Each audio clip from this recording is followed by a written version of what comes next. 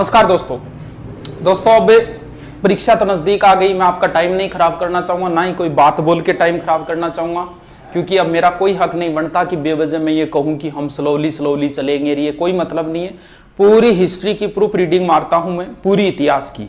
आप ये भी मत कहना सर समझ में नहीं आया, इसको 2, 3, 4, 5 बार देखना जाने से पहले। मैं बोलता हूं अगर 20 क्वेश्चन हिस्ट्री के आए तो इसमें से 10 से ऊपर क्वेश्चन आएंगे।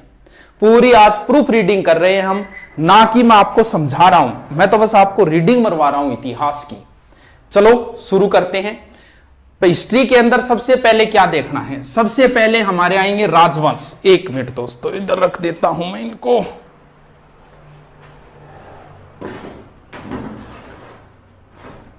सबसे पहले हमें राजवंश देखने हैं। कौन कौन से राजवंश हैं? कछवा है, चौहान, गुहिल, सिसोदिया, राठौड़, बाटी, जाट। ये महत्वपूर्ण राजवंश है, जिनमें से सबसे इंपॉर्टेंट जो है वो 4 है: कछवा, चौहान, गुहिल, सिसोदिया और राठौड़।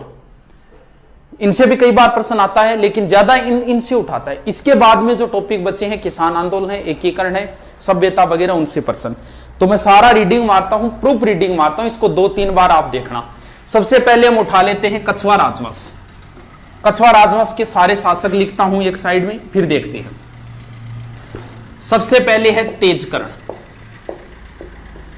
या दुल्हे राय, एक ही बात है। इसके बीच 2-3 शासक आते हैं, उनको बाद में देखेंगे। फिर इंपॉर्टेंट शासक आता है भारमल। भारमल का पुत्र है भगवंत दास। भगवंत दास का पुत्र है मानसिंह। पहले हम इतनों को ही देखते हैं, बोर्ड पर इतने ही आएंगे। कछवाओं का जो शासन था वो दोस्तों इस साइड में था, यहां डुडाड़ के आसपास। इधर पड़ता है नरवर। माता सीता के 2 पुत्र थे, एक का नाम लव था, एक का नाम कुश था। कुश के वंशज जो आगे चले वो कुशवा कहलाई, और कुशवा से बना हुआ शब्द है कछवा। यानी कछवा अपने आप को भगवान राम के पुत्र मानते हैं। कुश भगवान राम के पुत्र कुश के वंशज मानते हैं इन्हें। कुश यानी इन्हें कहा जाता है रघुकुल तिलक। रघुकुल तिलक। मेवाड़ के महाराणाओं को कहा जाता है हिंदवा सूरज, और इन्हें कहा जाता है रघुकुल। इनका आदर्श वाक्य है यतो धर्मस्य ते जयते। उन सिसोदियों का या मेवाड़ के महाराणाओं का आदर्श वाक्य है जो दृढ़ राखे धर्म ताहि राखे करतार। इनको रीडिंग मारते रहना, ये नहीं लिखे जाएगा, मैं इतने फास्ट बोल रहा हूं, बस इनको आप सुन लेना 2-3 बार। इसके बाद में कछवाओं में सबसे तेज शासक था तेजकर्ण। बहुत ज्यादा सुंदर था, सुंदर को बोलते दुल्हा, तो नाम हो गया दुल्हे राय। इसने क्या किया? तेजकर्ण या दुल्हे राय ने दौसा के अंदर बड़ गुजरों को हराकर 1137 में अधिकार कर लिया और अपनी प्रारंभिक राजधानी बनाई दौसा। दौसा के नजदीक एक स्थान है मांझी। मांझी को जीत के इसका नाम कर दिया रामगढ़, और यहां एक माता का मंदिर बनवाया जिसका नाम है जमवाय माता। ये कछवाहों की कुल देवी है। कछवा वंश का संस्थापक तेजकर्ण या दुल्हे राय है, यानी कछवा वंश का संस्थापक हो गया, कछवा वंश का संस्थापक हो गया तेजकर्ण। चौहान वंश का संस्थापक वासुदेव। रणथंबोर के चौहानों का गोविंद है। जालोर के चौहानों का कीर्तिपाल है। गुहिल वंश का संस्थापक है गुहिलादित्य। ध्यान रहे, चलो बाद में करें। सिसोदियों वंश का संस्थापक है राणा हमीर। राठौड़ वंश का संस्थापक है राव सिंहा। बाटी वंश का संस्थापक है बट्टी। जाट वंश का संस्थापक है चूड़ामन। बस सुनते जाओ इनको, टेंशन मत लेना किसी चीज की। कईयों में वास्तविक भी आता है, जैसे इनमें वास्तविक आएगा गुहिल वंश का वास्तविक संस्थापक बप्पा रावल। सिसोदिया राठौड़ वंश का वास्तविक संस्थापक चूड़ामन को माना जाता है, राव चूड़ा को माना जाता है। और जाट राजवंश का वास्तविक संस्थापक बदन सिंह को माना जाता है। इन तीनों में वास्तविक भी आते हैं, एक सीधा संस्थापक, एक वास्तविक। वास्तविक क्या होता है वो थोड़ा आगे देखेंगे। हाँ, अब ये जमवाय माता कछवाहों की क्या हो गई? कुल देवी। 2 चीजें होती है, एक कुल देवी होती है, एक आराध्य देवी होती है। इनकी परिभाषा वगैरह कंपटीशन में कोई नहीं पूछता, जब बच्चों को पढ़ाते हैं टाइम होता है तब इन पे अच्छी तरीके से व्याख्या करते। एक बार मैं सीधे ही बता देता हूं। इनकी आराध्य देवी है शीला माता। शीला माता आगे आएगी मानसिंह के समकालीन, मानसिंह के समय आएगी शीला माता। ऐसा 2 ही जगह है। बाकी सब में जैसे चौहानों की कुलदेवी शाकंभरी माता है, सिक्कर के चौहानों की कुलदेवी जीण माता है, जालोर के चौहानों की कुलदेवी आशापुरा माता है, गोइल और सिसोदे उनकी बाण माता है, राठौड़ों की कुलदेवी नागणेची माता है, बाटियों की कुलदेवी स्वांगिया माता है, जाट राजवंश की कुलदेवी राजेश्वरी माता है। यानी 2 में आएगा कछुआ राजवंश की कुलदेवी जमुआई माता और आराध्य देवी शीला माता, राठौड़ों की कुल देवी नागणेची माता और राठौड़ों की आराध्य देवी करणी माता। इन 2 में आराध्य आती, बाकी सब में क्या आएगी? कुल देवी ही आएगी। इसके बाद में तेजकर्ण का पुत्र आया दुलह राय। इसने क्या किया? यहां पड़ता है आमेर। आमेर में उसने मीणाओं को हरा के आमेर पे अधिकार कर लिया। कब गुरुजी? 1207। और राजधानी किसको बना ली? आमेर को। आमेर राजधानी तब तक रहेगी जब तक जयपुर नहीं बनेगा, 1727 तक। यानी कछुआओं की प्रारंभिक राजधानी दौसा होगी, दूसरी रामगढ़ होगी, तीसरी आमेर, चौथी और फाइनल राजधानी होगी जयपुर। इसके बाद में शासक जो आएगा उसका नाम है रामदेव। इसने आमेर में एक महल बनवाया था, कदमी महल, और इस कदमी महल में आमेर राजाओं का राज तिलक होता था। जोधपुर के राठौड़ राजाओं का जो राज तिलक होता था वो श्रृंगार चौकी नामक स्थान पर होता था। ध्यान रहे, श्रृंगार चौरी अलग है, चौकी अलग। चौरी तो चित्तौड़गढ़ दुर्ग में है और चौकी जो है वो जोधपुर दुर्ग में है। इसके अलावा मेवाड़ के महाराणाओं का राज तिलक पानेड़ा नामक स्थान पर होता था। तीनों का कई बार राज तिलक भी पूछ लेते कि कौन करते थे। एक चीज ध्यान रखना हमेशा, जिस क्षेत्र में जिस जाति का बाहुल्य ज्यादा होगा उसे साथ लेके चलना पड़ेगा, वरना आप शासन नहीं कर पाओगे। जयपुर में मीणा सर्वाधिक है तो जयपुर राजाओं के राज तिलक मीणा करते थे। मेवाड़ में भील ज्यादा है, मेवाड़ राणाओं के राज तिलक भील करते थे। और बीकानेर राजाओं के राज तिलक गोदारा जाट करते थे। तीनों का आता है, बाकी का उल्लेख नहीं आता कि भी कौन करता था।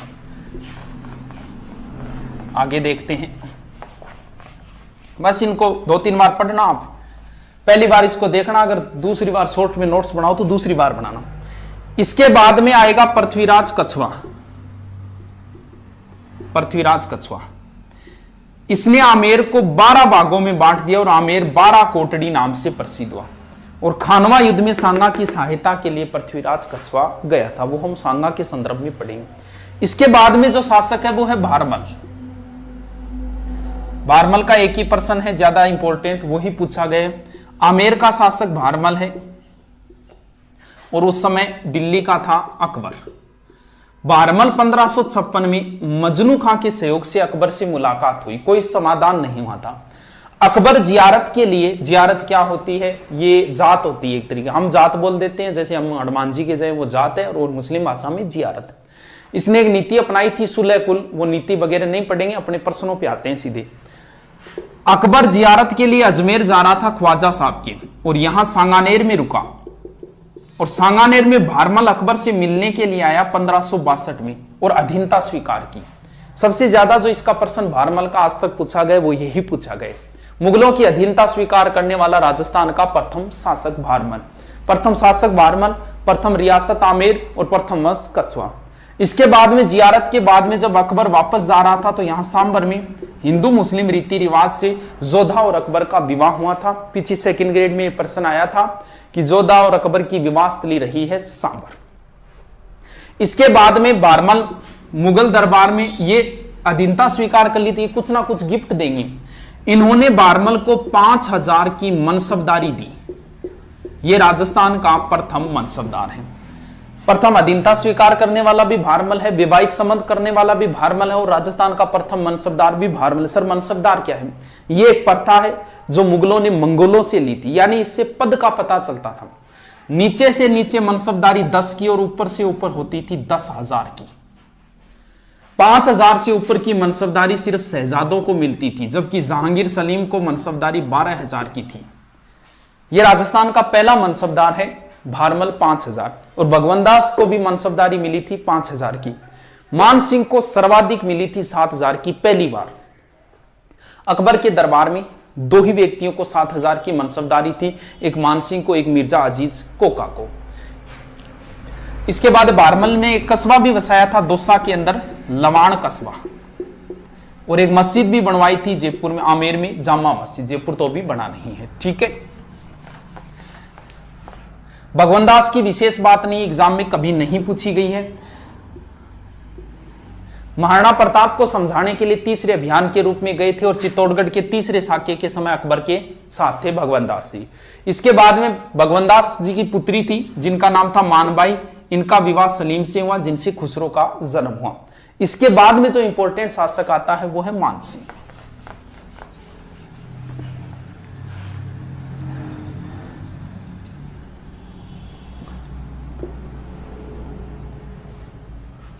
मान सिंह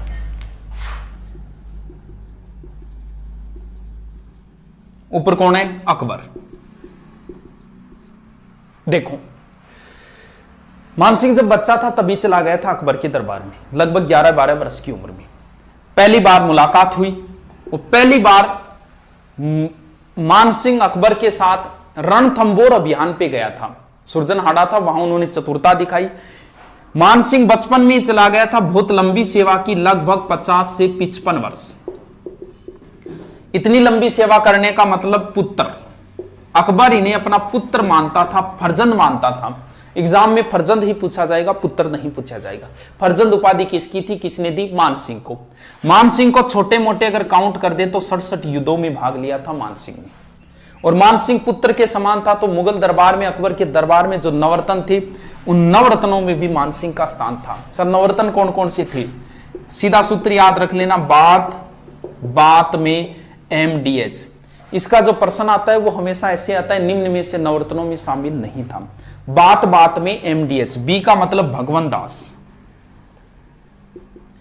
अबुल फजल, तानसेन, बीरबल, अब्दुल रहीम खान खाना, टोडरमल, मान सिंह, दो प्याजा और हकीम हुकाम। लास्ट कौन है? हकीम हुकाम। अब भगवान दास को नहीं माना जाता तो कुछ किताबें मानती है फेजी को, तो ध्यान रखना फेजी है वैसे।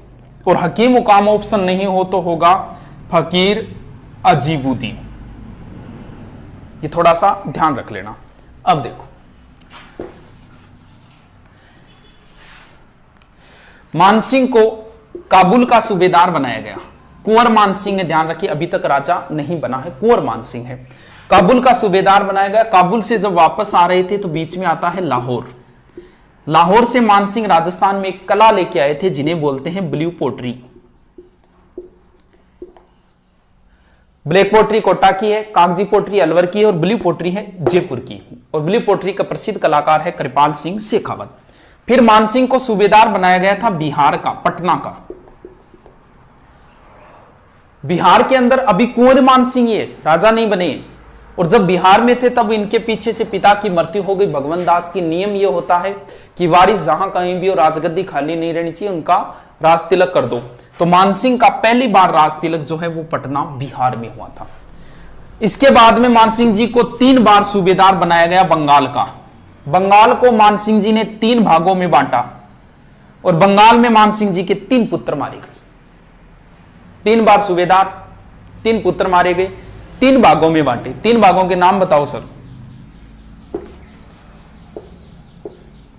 वीर, मान, सिंह। वीर भूमि, मान भूमि, सिंह भूमि, ये 3 पार्टों के नाम है। 3 भागों में जो बांटे थे वो नाम है।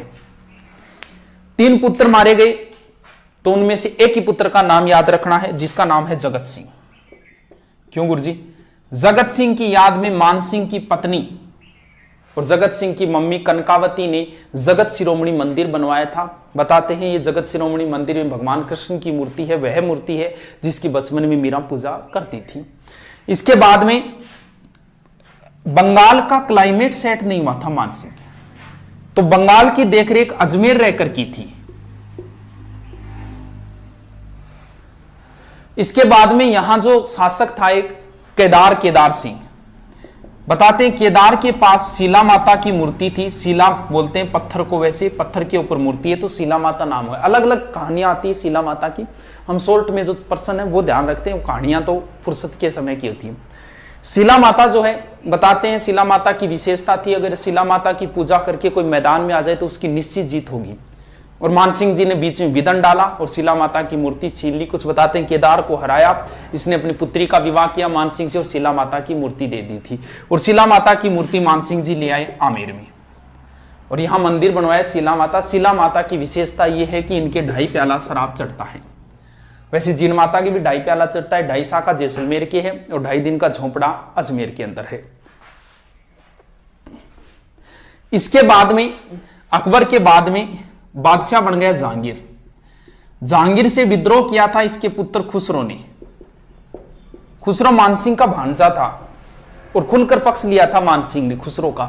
इस वजह से जहांगीर नाराज हो गया था और मानसिंह को दक्षिणी अभियान में एलियचपुरा में भेजा, जहां मानसिंह जी की मृत्यु हो गई। इसके बाद में आगे के शासक देखते हैं। फास्टली है ये, रीडिंग मार रहा हूं, प्रूफ रीडिंग है ये, कोई स्लो नहीं है। स्लो का अब टाइम ही नहीं रहा है, 2 दिन तो पूरे बचे हैं और पूरी इतिहास की रीडिंग मारूंगा। स्लो वाली अब कोई बात नहीं रही है, स्लो करके तो आपका टाइम खराब करना है। इनके बाद में जो शासक आएंगे, मिर्जा राजा जयसिंह, सवाई जयसिंह, ईश्वर सिंह और माधो सिंह, ये शासक आएंगे। देखो इन दोनों को साथ में कंपैरिजन में देख लेते हैं, मिर्जा राजा जयसिंह की क्या बात है और सवाई जयसिंह की क्या बात है, आराम से याद हो जाएगा।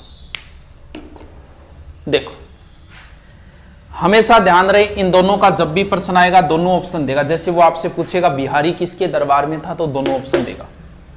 अगर वो आपसे पूछा पुरंदर संधि किस किस के बीच, दोनों ऑप्शन देगा। वो हुरडा सम्मेलन की अध्यक्षता किसने की, दोनों ऑप्शन देगा आपको। देखो ऐसे याद करेंगे, एम पहले आता है, मिर्जा राजा पहले हुआ है, एस बाद में आता है, सवाई जयसिंह बाद में हुआ है। मिर्जा राजा जयसिंह, इसमें 3 शब्द है। इसने 3 मुगल बादशाहों की सेवा की, जहांगीर, शाहजहां और औरंगजेब। सहसे सवाई सहसे साथ, इसने 7 मुगल बादशाहों की सेवा की। अब जो प्रश्न ध्यान करना है वो देखो, सवाई जयसिंह का शासनकाल है 1621 से 67, यानी 46 साल शासन किया। 3 प्रश्न बनते हैं। मुगलों की सबसे लंबी सेवा करने वाला शासक तो है मानसिंह, 50 से 55 वर्ष, क्योंकि मानसिंह ने मुगलों की लंबी सेवा की, लेकिन राजा ज्यादा समय तक नहीं रहा। राजा रहा था 1589 से 1614, यानी कितने हो गए, लगभग 25 साल। यहां देखो 46 वर्ष। सबसे लंबा शासन करने वाला कछुआ राजा मिर्जा राजा जयसिंह, और सर्वाधिक बादशाहों की सेवा करने संख्या, मानसिंह ने 2 ही मुगल बादशाहों की सेवा की थी, अकबर और जहांगीर की। इधर देखो 7 ऐसे हो गए क्योंकि औरंगजेब के बाद में मुगल साम्राज्य का पतन हो गया था। कोई 1 साल रुका, कोई 2 साल रुका। अब देखो इनका,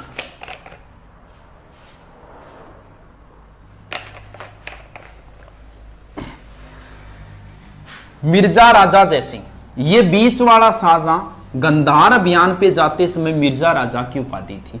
मिर्जा राजा के बाद में सवाई जयसिंह हुआ और शाहजहां के बाद में औरंगजेब हुआ, तो इन्हें सवाई राजा की उपाधि किसने दी। और ऐसे प्रश्न ही ज्यादा आते हैं एग्जाम के अंदर। मिर्जा राजा की किसने दी, सवाई जयसिंह की किसने दी, मिर्जा राजा की शाहजहां ने दी और सवाई जयसिंह की किसने दी। कोई समस्या नहीं है इसमें, आराम से याद हो जाएगा। अब इसके बाद में इन्हें सवाई जयसिंह को वैसे चाणक्य भी कहा जाता है और मिर्जा राजा को औरंगजेब ने बाबाजी की उपाधि भी दी थी। ये तो एग्जाम में कभी नहीं पूछे गए, थोड़ा सा रखो तो रख लेना। अब इनके काम देखते हैं। इनके 2 ही बातें हैं इंपॉर्टेंट, एक तो बिहारी जो सबसे ज्यादा बार पूछा जाता है और दूसरी है पुरंदर की संधि।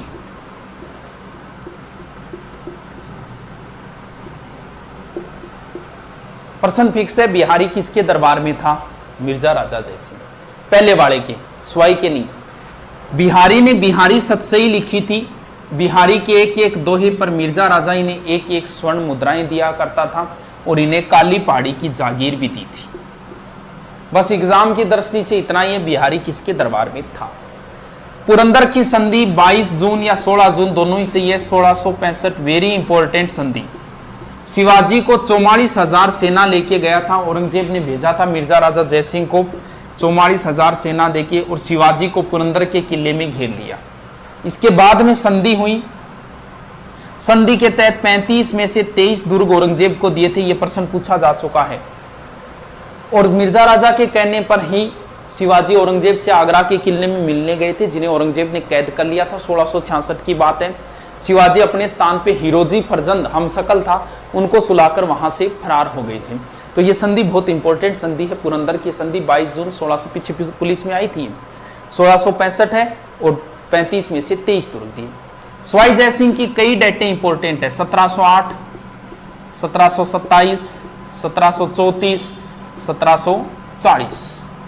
40 तो छोड़ो, ये 3 इंपॉर्टेंट है, कई बार पूछी गई है।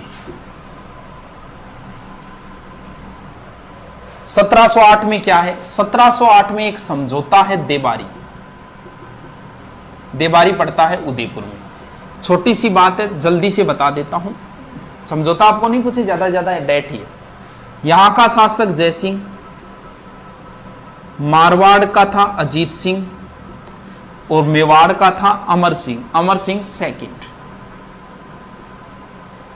इनके बीच में हुआ था ये संधि। ये तीनों इनके पास गए थे अपनी भूमि वापस लेने के लिए। आजम और मुअज्जम के बीच में जो वो किस्सा था। अमर सिंह ने कहा कि मेरी पुत्री है चंद्रकमरी, उससे विवाह करना पड़ेगा सवाई जयसिंह तुझे, और इनके जो संतान होगी वो संतान हुई थी माधो सिंह, वो आमेर का राजा बनेगा।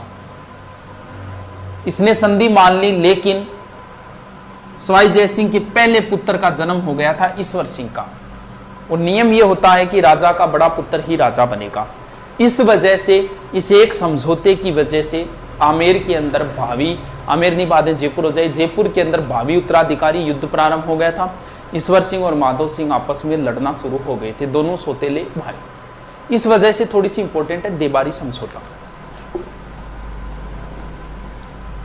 1727 इज वेरी इंपॉर्टेंट डेट। 18 नवंबर 1727 जयपुर की स्थापना। जयपुर की नींव पंडित जगन्नाथ ने रखी, और जयपुर का वास्तुकार विद्याधर भट्टाचार्य था। अगर आपसे पूछ ले आधुनिक जयपुर का निर्माता कौन है, तो ध्यान रखना मिर्जा इस्माइल है। वैसे जयपुर का पूछे तो सवाई जयसिंह है। आधुनिक का मतलब जो जयपुर हमें अब मिला हुआ है। सवाई जयसिंह ने जो जयपुर बसाया था वो चारों ओर से बंद था, चौकड़ियों का शहर चारों ओर से बंद था, और मिर्जा इस्माइल ने चारों ओर वो दीवारें हैं वो तुड़वा के जयपुर का विस्तार कर दिया था। इस वजह से आधुनिक जयपुर का निर्माता मिर्जा इस्माइल है, और वैसे जयपुर का निर्माता हो गया Sawai Jaisingh. 1734 is very important date. क्या हुआ इसमें? देखो क्या हुआ। वही सवाई जयसिंह। मेवाड़ का उस समय था संग्राम सिंह, सेकंड संग्राम सिंह है। जयसिंह गया संग्राम सिंह के पास कि मैं मराठों से परेशान हो गया, ऐसा कोई उपाय करो कि मराठों से पीछा छूटे। संग्राम सिंह ने कहा कि एक सम्मेलन रखो, कहां? हुरडा में। कब? 17/7/1734 में। लेकिन संग्राम सिंह की पहले मृत्यु हो गई, बोले अध्यक्ष मैं ही रहूंगा। इसकी मृत्यु होने के कारण अगला शासक बना था जगत सिंह सेकंड, और इस हुरडा सम्मेलन की अध्यक्षता जगत सिंह सेकंड ने की। इसका आयोजन करता सवाई जयसिंह था। 17/7/1734 ये इतिहास का दूसरा दौर है जब पूरा राजपूताना एक हुआ है। इतिहास में पूरा राजपूताना 2 बार एक हुआ है, एक संग्राम सिंह के समय 1528 में खानवा युद्ध के समय, और दूसरी बार 1734 के अंदर। अब यहां गड़बड़, सारे शासक आए थे। यहां बीकानेर का जोरावर सिंह राठौड़ आया था, जोधपुर का अभय सिंह राठौड़ आया था, और यहां से सुरजन दलेल सिंह हाड़ा आया था, या बूंदी से दुर्जन साल हाड़ा आया था, कोटा से यशवाई जय सिंह, कई शासक आए थे यहां। अब यहां गड़बड़, आपसी मनमुटाव ही हो गया था अध्यक्ष पद को लेके। ऐसे सेना ने ये योजना बनाई कि अब तो हम जा नहीं सकते, 7वां महीना वर्षा ऋतु है, क्योंकि वर्षा ऋतु नर्मदा और ताप्ती नदियों में पानी आ जाता है। नियम ये यहां तय हुआ था कि हम सीधा महाराष्ट्र चलेंगे और वहां युद्ध करेंगे। तो इन्होंने कहा कि वर्षा ऋतु के बाद में हम सब कोटा के रामपुरा गांव में इकट्ठा होंगे। लेकिन वहां ये मान लो फेल हो गया था, कोई नहीं आया था। लेकिन ये इतिहास का दूसरा दौर है जब पूरा राजपूताना एक हुआ है। तो आप ये इतना याद रखो, उर्डा भीलवाड़ा में पड़ता है, 17 साल 1734 में होता है। ये भी पूछ लिया किन के विरुद्ध हुआ था, मराठों के विरुद्ध हुआ था हुर्डा सम्मेलन। और इसकी अध्यक्षता जगत सिंह सेकंड ने पहले संग्राम सिंह को बनाना तय हुआ था और सवाई जयसिंह इसका आयोजन करना। सवाई जयसिंह अंतिम हिंदू बादशाह था, अंतिम हिंदू सम्राट था जिसने अश्वमेध यज्ञ का आयोजन करवाया था पुंडरीक रत्नाकर की देखरेख में। सवाई जयसिंह ने नाहरगढ़ दुर्ग का भी निर्माण करवाया था। मराठों के आक्रमण से बचने के लिए इसे सुदर्शनगढ़ भी कहा जाता है, तो थोड़ा सा ध्यान रखें। इन दोनों के बीच में युद्ध में उत्तराधिकारी वो इंपॉर्टेंट नहीं है, वो फुर्सत के समय बताए जाते हैं। एक ही चीज इंपॉर्टेंट है, यहाँ ईश्वर सिंह ने ईसर लाट बनवाई थी। इसके 7 खंड है, 7 मंजिल नहीं है, ध्यान रखना, इसके 7 खंड है, क्योंकि 7 राजाओं को हराया था एक साथ। इसकी विजय के उपलक्ष्य में ये जयपुर के त्रिपोड़िया बाजार की दुकानों के पीछे बनी हुई है ईसर लाट। इसे सरगासुली भी बोलते हैं। सरगासुली का अर्थ होता है स्वर्ग को छूने वाली, यानी ये ऐसी लगती है जैसे भगवान से बात कर रही हो, तब इसे सरगासुली भी कहा जाता है। मराठा था, मराठा यहां तक पहुंच गया था। इसका सेनापति ने इसके साथ विश्वासघात किया और ईश्वर सिंह ने ईसर लाट से कूदकर आत्महत्या कर ली थी। आनन फानन में जल्दबाजी में ईश्वर सिंह का यही दाग संस्कार हुआ। दाग संस्कार की एक सेपरेट जगह होती है प्रत्येक की। जयपुर के सभी राजाओं का दाग संस्कार गेटोर में होता था।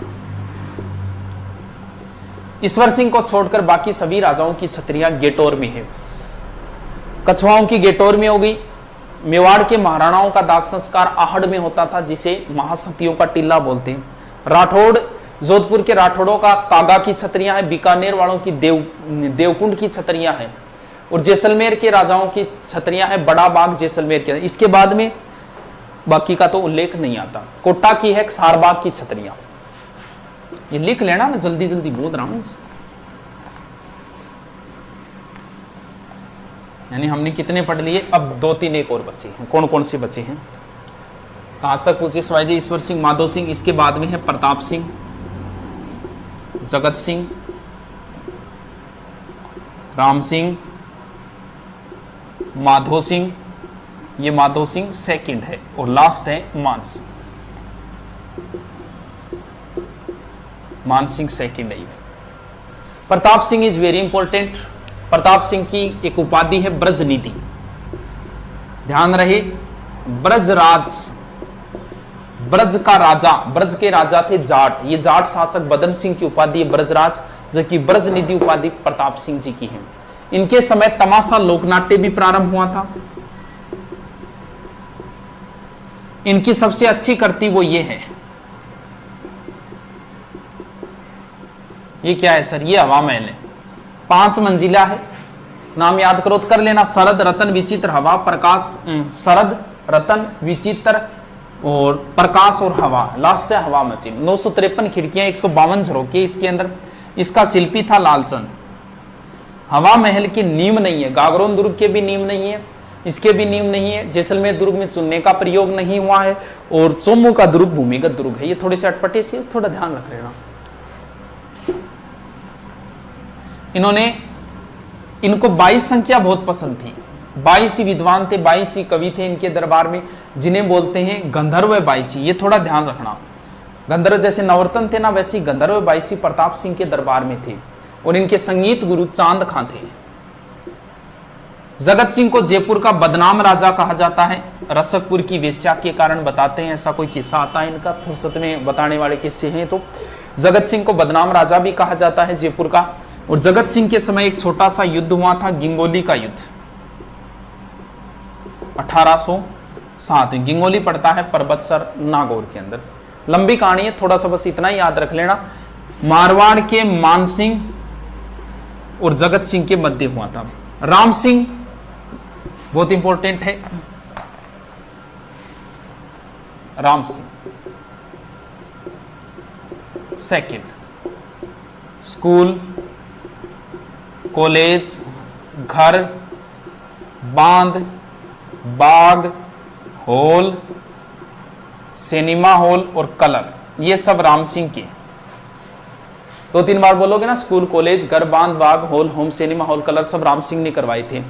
स्कूल कौन सी स्कूल? मेयो कॉलेज, नाम कॉलेज है, स्कूल ही है वो। स्कूल ऑफ आर्ट्स की स्थापना राम सिंह के समय हुई। महाराजा कॉलेज राम सिंह। चिड़ियाघर जयपुर में पहला खुला था, राजस्थान का, राम सिंह। बांध अपने ही नाम पर है, रामगढ़ बांध। बाग अपने ही नाम पर है, रामबाग और Ramniwas Bagh. Hall Albert hall का निर्माण करवाया। सिनेमा और राजस्थान का पहला या भारत का, उत्तरी भारत का पहला फारसी थिएटर इन्हीं के समय खुला था। और कलर का मतलब जयपुर को उन्होंने गेरुआ या गुलाबी रंग में रंगवाया था। ठीक है, अगला कौन सा है? माधो सिंह।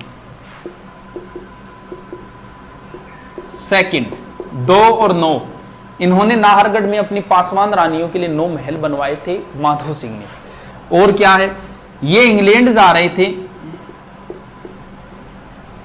एडवर्ड सप्तम के राज्यारोहण में। उस समय एक हमारी रिवाज होती थी कि कोई अगर विदेश का पानी पी ले तो उसका धर्म भ्रष्ट हो जाएगा। तब बताते हैं ये विदेश गए थे, वहां चांदी के 2 पात्र बनवाए, एक ओलंपिया नामक जहाज बुक करवाया था, उसे गंगाजल से धोया, इसमें गंगाजल भरकर ले गए थे। और यानी ये जो चांदी के पात्र है जो वर्तमान में सिटी पैलेस है और गिनीज बुक में रिकॉर्डेड है। लास्ट शासक मानसिंह जो आजादी के समय थे, इनकी ये पोलो के खिलाड़ी थे और इनकी मृत्यु भी पोलो खेलते समय। इनकी पत्नी थी गायत्री देवी। पीछे पुलिस में प्रश्न आया था कि भारत की अंतिम राजमाता, तो वैसे अगर बात करें तो इनको किताबें लिख देती है भारत की अंतिम राजमाता, लेकिन अभी पिछले महीने अभी हुई थी मृत्यु। जोधपुर का अंतिम शासक था हनुमंत सिंह, उनकी पत्नी अभी कृष्णा कुमारी का निधन हुआ था। तो एक हिसाब से तो भारत की अंतिम राजमाता ये हो गई, क्योंकि हनुमंत सिंह जी पत्नी थी, जो लास्ट राजा थे हनुमंत सिंह। बाकी किताबें इसको लिखती है, किस हिसाब से पता नहीं। तो गायत्री देवी राजस्थान की प्रथम महिला है जो लोकसभा में गई थी। ये हीरोइन भी थी और कुछ बिहार की राजकुमारी भी थी गायत्री देवी। ठीक है, ये लो, जयपुर की हिस्ट्री इज कंप्लीट। दोबारा रीडिंग मारते हैं 5 मिनट। कौन कौन से शासक लिखे मैंने? सबसे पहले लिखा तेजकर्ण, इंपॉर्टेंट। तेजकर्ण के बाद में लिखा था कोकिल देव, भारमल, भगवंत दास, मान सिंह, मिर्जा राजा जय सिंह, सवाई जय सिंह, ईश्वर सिंह, माधो सिंह, छोड़ो। इसके बाद में जगत सिंह, प्रताप सिंह, पहले लिख दिया कोई बात नहीं। फिर राम सिंह, प्रताप सिंह पहले, फिर माधो सिंह और फिर मान सिंह। ये लो, तेजकर्ण संस्थापक है। कोकिल देव ने आमेर को राजधानी बनाई। प्रथम वैवाहिक अधीनता और मनसबदारी भारमल, भगवंत दास चित्तौड़ के तीसरे अभियान और महाराणा प्रताप को तीसरे अभियान समझाने के रूप में। मान सिंह जी की कई बातें बता दी। मिर्जा राजा जयसिंह बिहारी और पुरंदर, सवाई जयसिंह 1708, 1727, 1734, जगत सिंह जयपुर बदनाम हो गए, राम सिंह स्कूल कॉलेज घर बांध बागवान होम सिनेमा हॉल, और Madho Singh Jaipur history is complete. वैसे कंप्लीट नहीं होती, 7 घंटे लगते हैं। अभी कितने लगे? ये तो फास्टली रीडिंग बनवा रहे हैं आपको, काम आ जाए, क्या पता कहाँ कोई ब्रह्मास्त्र लग जाए। लगभग आपको प्रश्न इन्हीं से मिल जाएंगे। अब कौन सा उठाएं? चौहान तो वैसे डाले हुए हैं तो मैं एक बार नहीं उठाता हूं इनको। फिर राठौड़ उठा लेते हैं। राठौड़ों की 3 शाखाएं थी। उत्पत्ति कैसे हुई क्या हुई वो हम नहीं देखेंगे यहां। राठौड़ों की 3 शाखाएं थी। एक बीकानेर के राठौड़ थे, एक किशनगढ़ के थे और एक मैन जो थे वो जोधपुर के थे। सबसे पहले राव सिंहा,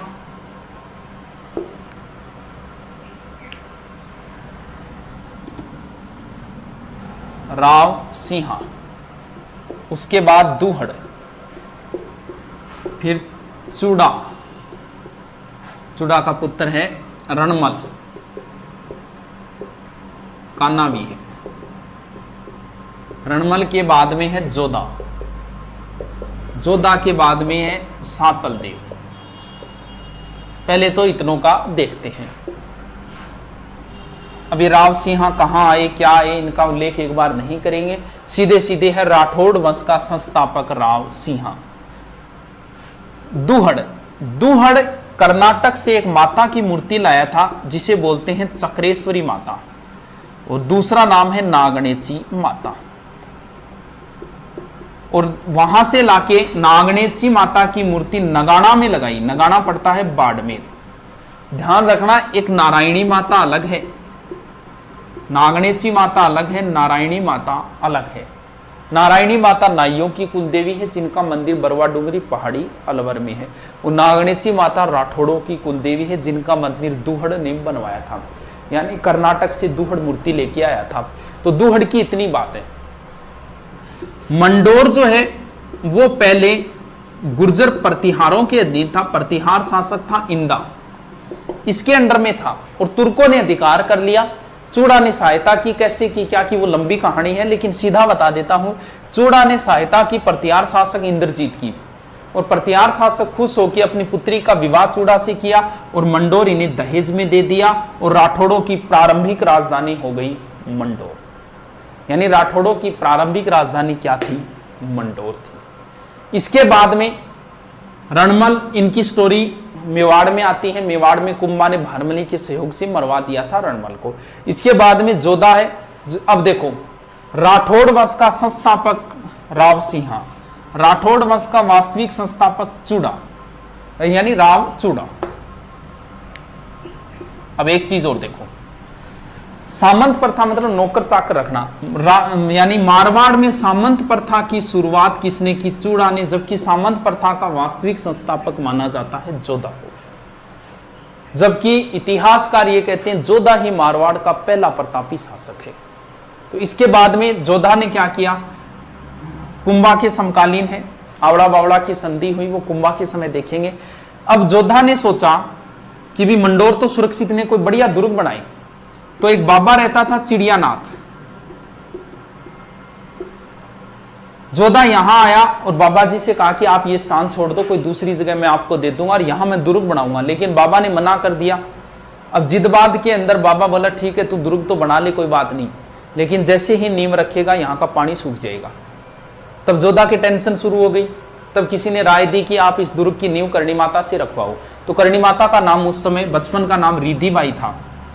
तो बाद में दुर्ग बना 1459, और करणी माता ने इस दुर्ग की नींव रखी थी। और यहाँ राजाराम भामी को, क्योंकि पहले एक परंपरा मानी जाती थी राजपूतों में कि अगर किसी जिंदा आदमी को अगर गाड़ दिया जाए तो उस वंश का राज उस पर हमेशा रहेगा। ऐसे नहीं है, जिंदा आदमी वो तैयार होना चाहिए। तब राजाराम भामी तैयार हुआ था, उसके परिवार को विशेष सुविधा दी गई, जमीनें दी गई। जोधपुर दुर्ग में सिर्फ और सिर्फ राजाराम भामी के परिवार की एंट्री थी, बाकी कोई एंट्री नहीं कर सकता था। तो ये इसी दुर्ग में पीछे वाली साइड में 2 मंदिर बने हुए हैं, एक चामुंडा माता का मंदिर है, एक नागणेची माता का मंदिर है। और चामुंडा माता मंदिर में भगदड़ भी मची थी 2008 में, जिसकी जांच के लिए जसराज चोपड़ा आयोग बनाया गया था। इसके बाद में जो शासक है सातल देव, सातल देव की एक ही बात है, इनके समय अजमेर का था मल्लू खां, उसका सूबेदार था गुड़ला। यह गुड़ला पिंपाड़ से 140 कन्याओं को उठा के ले गया था। सातल देव इन्हें वापस छुड़वा के लाया था, और उसी दिन से एक नया नृत्य शुरू हो गया था, गुड़ला नृत्य। चेतकर्षण अष्टमी को प्रारंभ होता है ये गुड़ला नृत्य। गुड़ला नृत्य गुड़ला की पुत्री गिंदोली ने प्रारंभ किया था। तो सातल देव की और कोई बात नहीं है। आगे शासक मिटा देता हूं।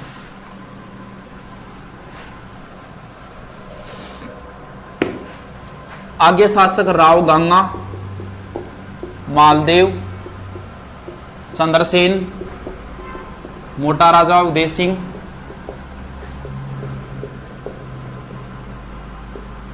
सूर सिंह, गज सिंह, जसवंत सिंह, अजीत सिंह। टेंशन नहीं मत आना, हम तो रोज बढ़ाते हैं, नॉर्मल बातें होंगी, आधी रात को पूछे तो ही बोल देते हैं ये। अब तो कोई ये बोल देना मोटा राजा के बाद शुरू करो, कर देंगे। हाँ, आप टेंशन मत आना, इनमें आपके लिए जरूरी नहीं है, मेन चीजें जरूरी है आपके लिए। राव गंगा ने गंगलाव तालाब बनवाया था, और खानवा युद्ध में सांगा की सहायता के लिए मालदेव को भेजा था 4000 सेना देकर। अब इंपॉर्टेंट शासक है मालदेव। मालदेव ने गंगा की हत्या कर दी थी, अपने पिता की हत्या करके सोजत आ गया था और मालदेव का राज्याभिषेक भी सोजत में हुआ था। तो मालदेव मारवाड़ का या राठौड़ों का पितृहंता कहलाता है। चौहानों का पितृहंता जगदेव है और सिसोदियों का पितृहंता उदा है, जिसने कुंभा की हत्या कर दी थी। मालदेव, मालदेव के उपनाम बहुत है। हसमत वाला राजा, ये फारसी इतिहासकारों ने कहा था। ऐसे प्रश्न ज्यादा आते हैं। हिंदू बादशाह, ध्यान रखना, प्रबल हिंदू राजा अमीर को बोलते हैं, हिंदू सम्राट पृथ्वीराज चौहान को बोलते हैं, हिंदू पथ सांगा को बोलते हैं, हिंदू सुल्तान कुंभा को बोलते हैं और हिंदू बादशाह मालदेव को बोलते हैं। अब दोबारा करके लिख लेना इनको। हिंदू बादशाह बोलते हैं मालदेव को। 52 युद्धों का विजेता, 52 युद्धों का विजेता मालदेव ने सबसे पहले 1532 में बदराजून पर अधिकार किया था। फिर 1533 के लमसम इसने नागौर के दौलत खां को हराया। फिर मेड़ता के बिरमदेव को हराया। बिरमदेव के साथ दरियाजोश हाथी को लेकर विवाद हुआ था। लंबी कहानी है, यहां से प्रश्न पुटअप नहीं होते। इसके बाद में अपने परिवार वालों पर आक्रमण कर दिया था। किसके ऊपर? बीकानेर। बीकानेर का शासक था जेत सिंह। जेत सिंह मारा गया और कल्याणमल चला गया था इसका पुत्र शेरशाह की सर में। कौन सा युद्ध हुआ था सर? 1542 में पाहेबा साहिबा। इसके बाद में मालदेव का विवाह हुआ था। लोणकरण की पुत्री थी उमादे, जो इतिहास में रूठी रानी नाम से प्रसिद्ध हुई थी। तो आपकी दृष्टि से इतना याद रखना है, रूठी रानी का वास्तव कैसे रूठी, क्या रूठी, लंबी कहानियां हैं। कहानियों के लिए हमारे पास अब टाइम नहीं बचा है। तो रूठी रानी का वास्तविक नाम उमादे, रूठी रानी का वास्तविक नाम था उमा थी। इधर देश में सत्ता पलटती है। शेरशाह से हार गया था कौन? हुमायूं। चौसा और बिलग्राम युद्धों में हुमायूं सहायता के लिए आया था मालदेव में और मिलन जोगी तीर्थ नामक स्थान पे मिले थे। फिर हुमायूं इधर चला गया था। इस बात पे शेरशाह नाराज हुआ और शेरशाह मैदान में आ गया था। कौन सा? इधर गिरी में लाके सेना डाल दी थी मालदेव ने और सुमेल में सेना डाल दी थी शेरशाह ने। यह युद्ध हुआ था 5 जनवरी 1544। मारवाड़ का सबसे इंपॉर्टेंट, सबसे बड़ा युद्ध यही है। मारवाड़ में वैसे 2 ही युद्ध हुए हैं, एक जिंगोली का युद्ध है और एक ये युद्ध है जो बड़े युद्ध है। बड़ा यही है, इसलिए ये इंपॉर्टेंट युद्ध है। लगभग एग्जाम में इसके बारे में पूछा जाता है। 1 मिनट, इसके बारे में कई बार पूछ लेते हैं। और इसमें मालदेव के वीर सेनापति थे जेता और कुंपा, ये मारे गए थे। मालदेव वापस आ गया था। वापस आने के बाद मालदेव चला गया था भद्राजोन। बहुत लंबी कहानी है इसकी, लेकिन शॉर्ट में याद रखना है। इस युद्ध में शेरशाह हारते हारते जीता था। तब उसने कहा था कि एक मुश्त बाजरा हिंदुस्तान बादशाहत बर्बाद बुदे, मैं एक मुट्ठी भर बाजरे के लिए हिंदुस्तान की बादशाहत खो देता। और जोधपुर सौंप दिया था शेरशाह ने खवास खां को, खवास खां व ईसा खां को। और शेरशाह चला गया था इधर लास्ट में चला गया था कालिंजरा। वहां उक्का नामक अस्त्र चलाते समय मारा गया और मालदेव ने दोबारा जोधपुर पर अधिकार कर लिया। शेरशाह का अधिकार जोधपुर पर मात्र 1.5 साल रहा था, 524 दिन। मालदेव ने मुख्य पुत्र मालदेव का राम था, राम सिंह जिसे बोलते हैं। मालदेव का पुत्र राम, मोटा राजा उदय सिंह और चंद्रसेन। तो चंद्रसेन को शासक बना के चला गया था मालदेव।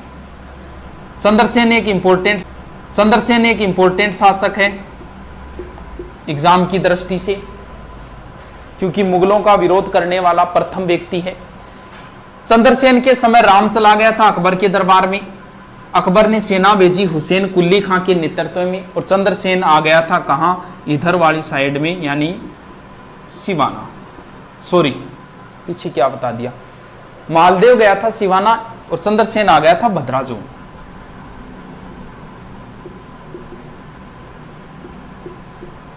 मालदेव गया था सिवाना, मारवाड़ राजाओं की संकटकालीन संस्थि। तो चंद्रसेन आ गया था बदराजुल। अब अकबर आया था जियारत के लिए और उसके बाद में अकबर ने एक दरबार लगाया था, नागौर दरबार, नवंबर 1570। इंपॉर्टेंट है, बहुत बार आया है नागौर दरबार कब लगा था। अब इस दरबार में बीकानेर से कल्याणमल आया था, जेत सिंह का पुत्र। जैसलमेर से हर्राय भाटी आया था और वो इधर से सुरजनहाड़ा आया था, कोटा से, बूंदी से सुरजनहाड़ा। और मारवाड़ से राम उदय सिंह और फिर चला गया था चंद्रसेन। ये ध्यान रखना कौन कौन आए थे, आजकल ऐसे प्रश्न ज्यादा आते हैं। बीकानेर से कल्याणमल, जैसलमेर से हर्राय भाटी और मारवाड़ से ये। चंद्रसेन के साथ अच्छा व्यवहार नहीं हुआ, चंद्रसेन यहां से भागकर वापस चले गए थे भद्राचों। बीकानेर का था राय सिंह। 1572 से 74 तक अकबर ने जोधपुर का प्रशासन राय सिंह को सौंपा था। अब चंद्रसेन के उपनाम है पहला, क्योंकि नागौर दरबार 1570 है, महाराणा प्रताप का राज्याभिषेक 72 में हुआ, तो इससे पहले ही चंद्रसेन ने विरोध कर दिया था, इसलिए इन्हें प्रताप का अग्रगामी कहा जाता है। रेऊ नामक इतिहासकार ने कहा है कि ये मारवाड़ के प्रताप हैं। उसने तुलना की है प्रताप की चंद्रसेन की। तुलना यह की है कि प्रताप को भी भाइयों का विरोध सहना पड़ा था और इधर चंद्रसेन को भी भाइयों से लड़ाई करनी पड़ी थी।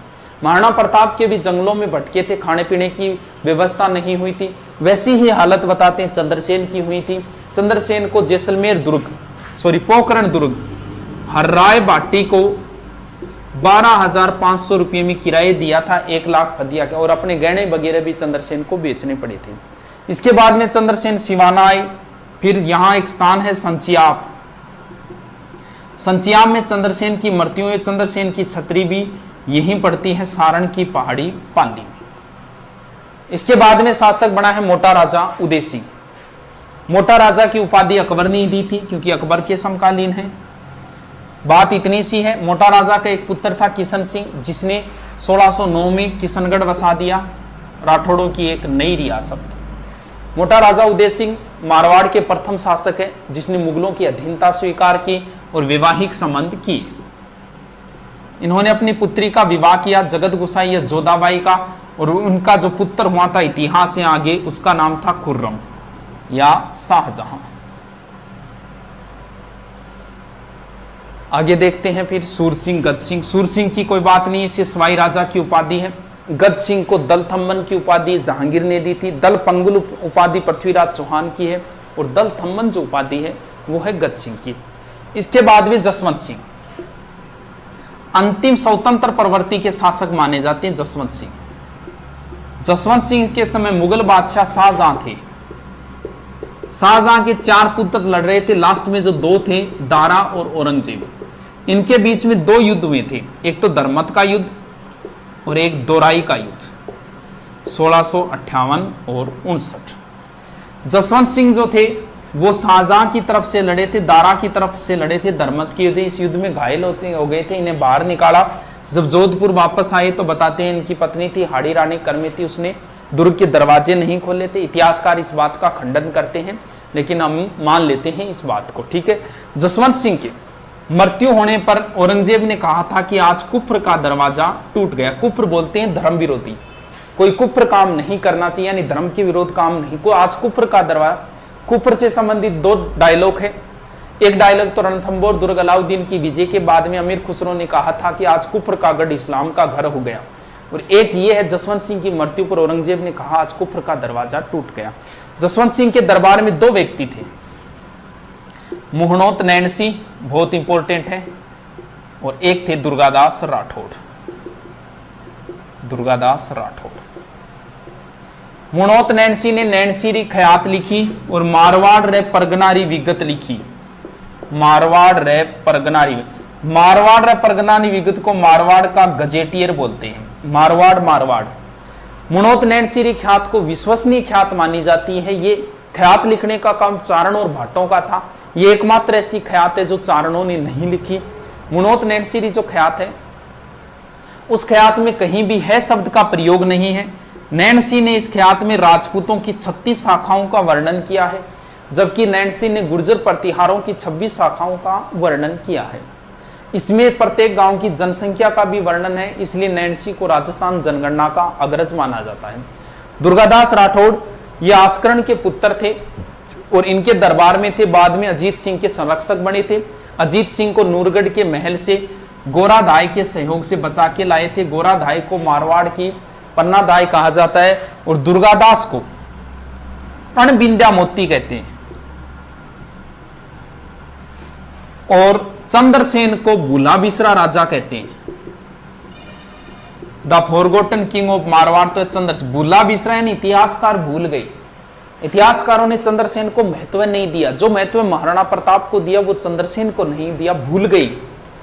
और इन्हें बोलते हैं अणबिंद्या मोती, यानी इतिहासकारों ने इसे इतिहास में कभी पिरोया ही नहीं। दुर्गादास को मारवाड़ का उद्धारक कहा जाता है, मेवाड़ का उद्धारक भामाशाह को कहा जाता है और राणा हमीर को भी कहा जाता है। ठीक है दोस्तों, आगे देख लेते हैं, थोड़ा सा बचा है।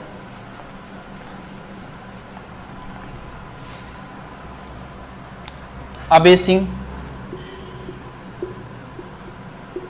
विजय सिंह, मान सिंह, जसवंत सिंह।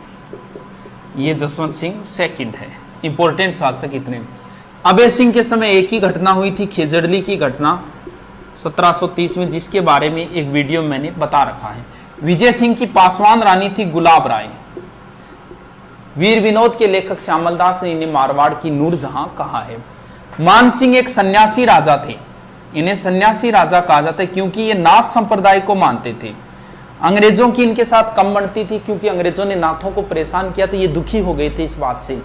तो मान सिंह के समय वो गिंगोली का युद्ध है वो इन्हीं के समय हुआ था और बाद में इन्होंने EIC से संधि कर ली। इनकी इंपॉर्टेंट चीज ये है कि मान सिंह जी ने जोधपुर में महामंदिर बनवाया जो नाथ संप्रदाय का प्रधान केंद्र है।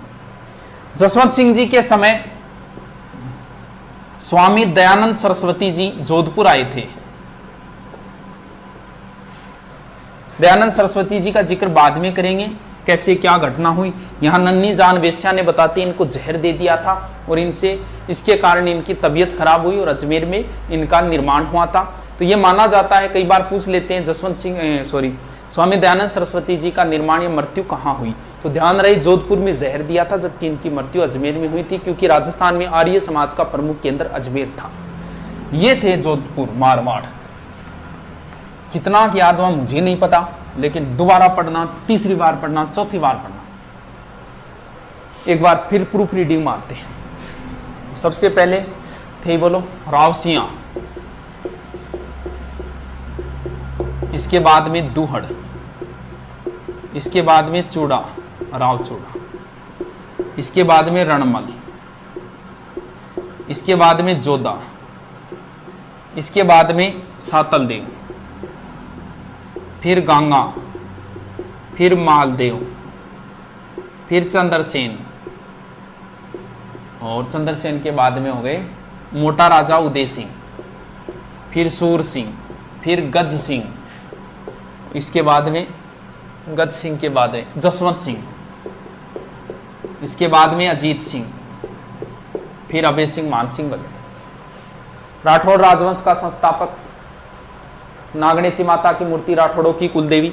राव चूड़ा, मारवाड़ में नौकरशाही की शुरुआत की इन्होंने और राठौड़ वंश के वास्तविक संस्थापक चूड़ा। रणमल जोधपुर में इनकी मृत्यु, कुंभा के समय बारमली के सहयोग से इनकी मृत्यु हुई। जोधा ने जोधपुर बसाया, मंडोर से राजधानी जोधपुर और राठौड़ों का पहला शक्तिशाली शासक जोधा। सातलदेव के समय गुड़ला की घटना, राव गांगा ने अपने पुत्र को भेजा मालदेव को। चंद्रसेन के समय अकबर का विरोध करने वाले पहले व्यक्ति है, भूला बिसरा राजा है। मारवाड़ का प्रताप है, प्रताप का अग्रगामी है, मारवाड़ का पहला शासक जिसने छापामार युद्ध पद्धति अपनाई। और चंद्रसेन नागौर दरबार में गए, वहां से भागकर भद्राजून आ गए थे, फिर सिवाना गए, फिर सोजत गए, फिर संचियाप गए, कई स्थानों पे घूमे थे। राज्य से बाहर भी गए थे, डूंगरपुर बांसवाड़ा साइड में गए थे, सिरोही साइड में भी गए थे और प्रताप से भी मिले थे। इसके बाद में है उदय सिंह, मुगलों की अधीनता स्वीकार करने वाले, वैवाहिक संबंध स्थापित करने वाले पहले। देखो सारों का देखते हैं। भाटियों का पहला शासक जिसने मुगलों की अधीनता स्वीकार की, हर राय भाटी, जो नागौर दरबार में आए थे। बीकानेर के पहले शासक जिसने मुगलों की अधीनता स्वीकार की, कल्याणमल, जो नागौर दरबार में आए थे। मेवाड़ का पहला शासक जिसने मुगलों की अधीनता स्वीकार की, महाराणा प्रताप के पुत्र अमर सिंह, 1615 के अंदर। इसके बाद में फिर कौन बचे, ये आगे हो गया पूरा। अब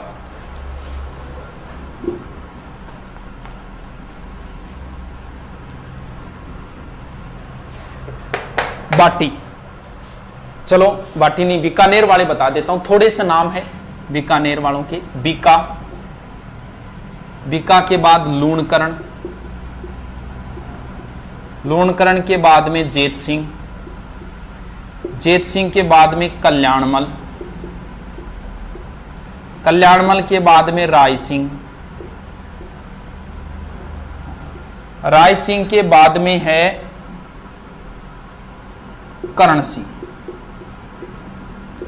करण सिंह के बाद में है अनूप सिंह, और अनूप सिंह के बाद में है सूरत सिंह, फिर है सरदार सिंह, फिर है गंगा सिंह। जोधा के पुत्र थे, किसी कारणवश वो स्टोरी लंबी है। ये आ गए थे कोडमदेसर 1465 में और अपनी प्रारंभिक राजधानी कोडमदेसर को बनाया। फिर करणी माता के आशीर्वाद से आखा तीज के दिन 1488 में बीकानेर की स्थापना की, राती घाटी नामक स्थान के ऊपर। और कोडमदेसर में इन्होंने भैरू का मंदिर बनाया था। लूणकरण सर झील बनवाई थी इन्होंने। जेतसी वही है जिस पर मालदेव ने आक्रमण किया था और इनके पुत्र ये वहीं मारे गए थे, जेतसी और जेतसी। अब दो चीजें ध्यान रखनी है अपनों को, देखो इन्होंने ही भेजा था खानवा युद्ध में सांगा की सहायता के लिए। राव जेतसी ने चंद बिट्टू सुजा ने लिखा था, वो अलग चीज है। चलो दो चीजें हैं, एक तो है कलयुग का कर्ण और एक है राजपुताने का कर्ण। एक कलयुग का कर्ण है, एक राजपुताने का कर्ण है। देखो कैसे याद रखो, इनमें से एक तो है लूणकरण और एक है राय सिंह। कर्ण कर्ण ये तो ठीक है, लेकिन दोनों में कर्ण आ रहा है। देखो राय सिंह, रा से राजपुताना, राय सिंह राजपुताने के कर्ण है, मुंशी देवी प्रसाद ने कहा। और कलयुग का कर्ण बिट्टू सुजारी पुस्तक जो है ना, उसमें राव जेतसी रे छंद में कलयुग का कर्ण लूणकरण है। वैसे पकड़ लेना बस, राय सिंह राजपुताने का, रा से रा, और ये हो गए कर्ण कर्ण, कलयुग का कर्ण। कल्याणमल नागौर दरबार में गए थे कल्याणमल। राय सिंह, कल्याणमल के दो पुत्र थे, एक पृथ्वीराज राठौड़ थे जिन्होंने वेली किशन रुक्मणी लिखा था डिंगल भाषा में, उनका विवरण स्पेशल पढ़ेंगे, गागरोन दुर्ग में लिखा था इन्होंने। राय सिंह, राय सिंह जी जो थे इन्होंने जूनागढ़ दुर्ग बनवाया।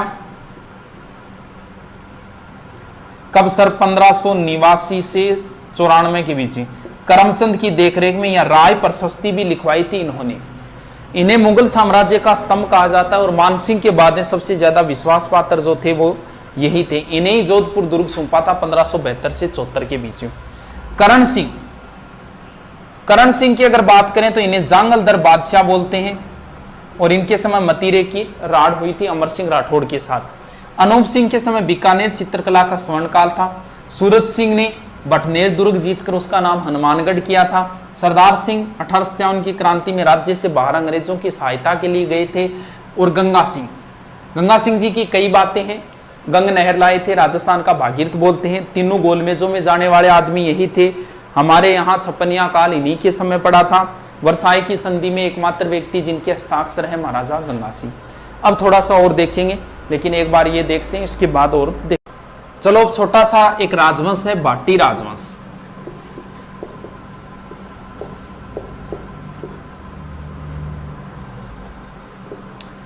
भाटी राजवंश प्रारंभ में बताते पंजाब साइड में थे, इसके बाद में इधर वाली साइड में आ गए।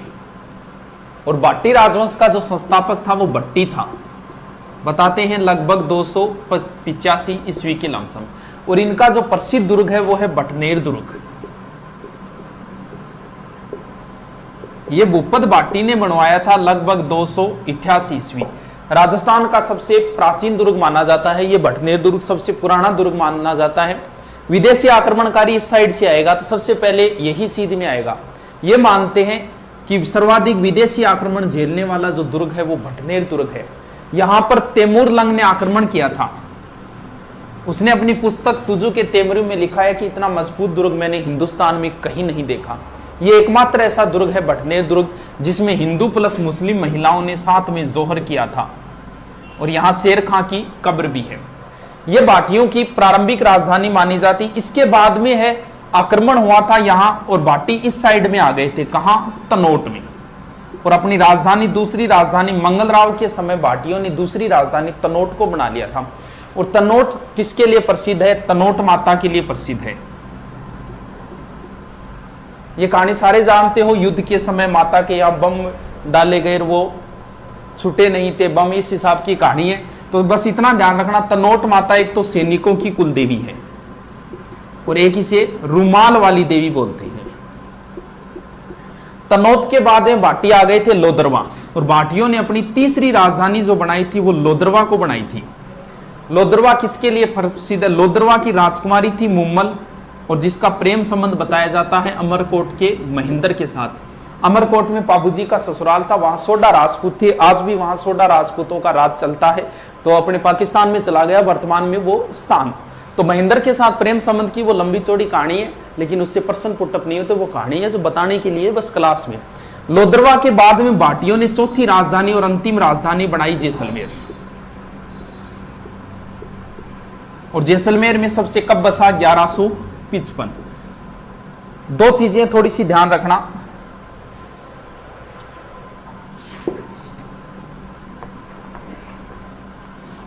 एक तो है त्रिकुट पहाड़ी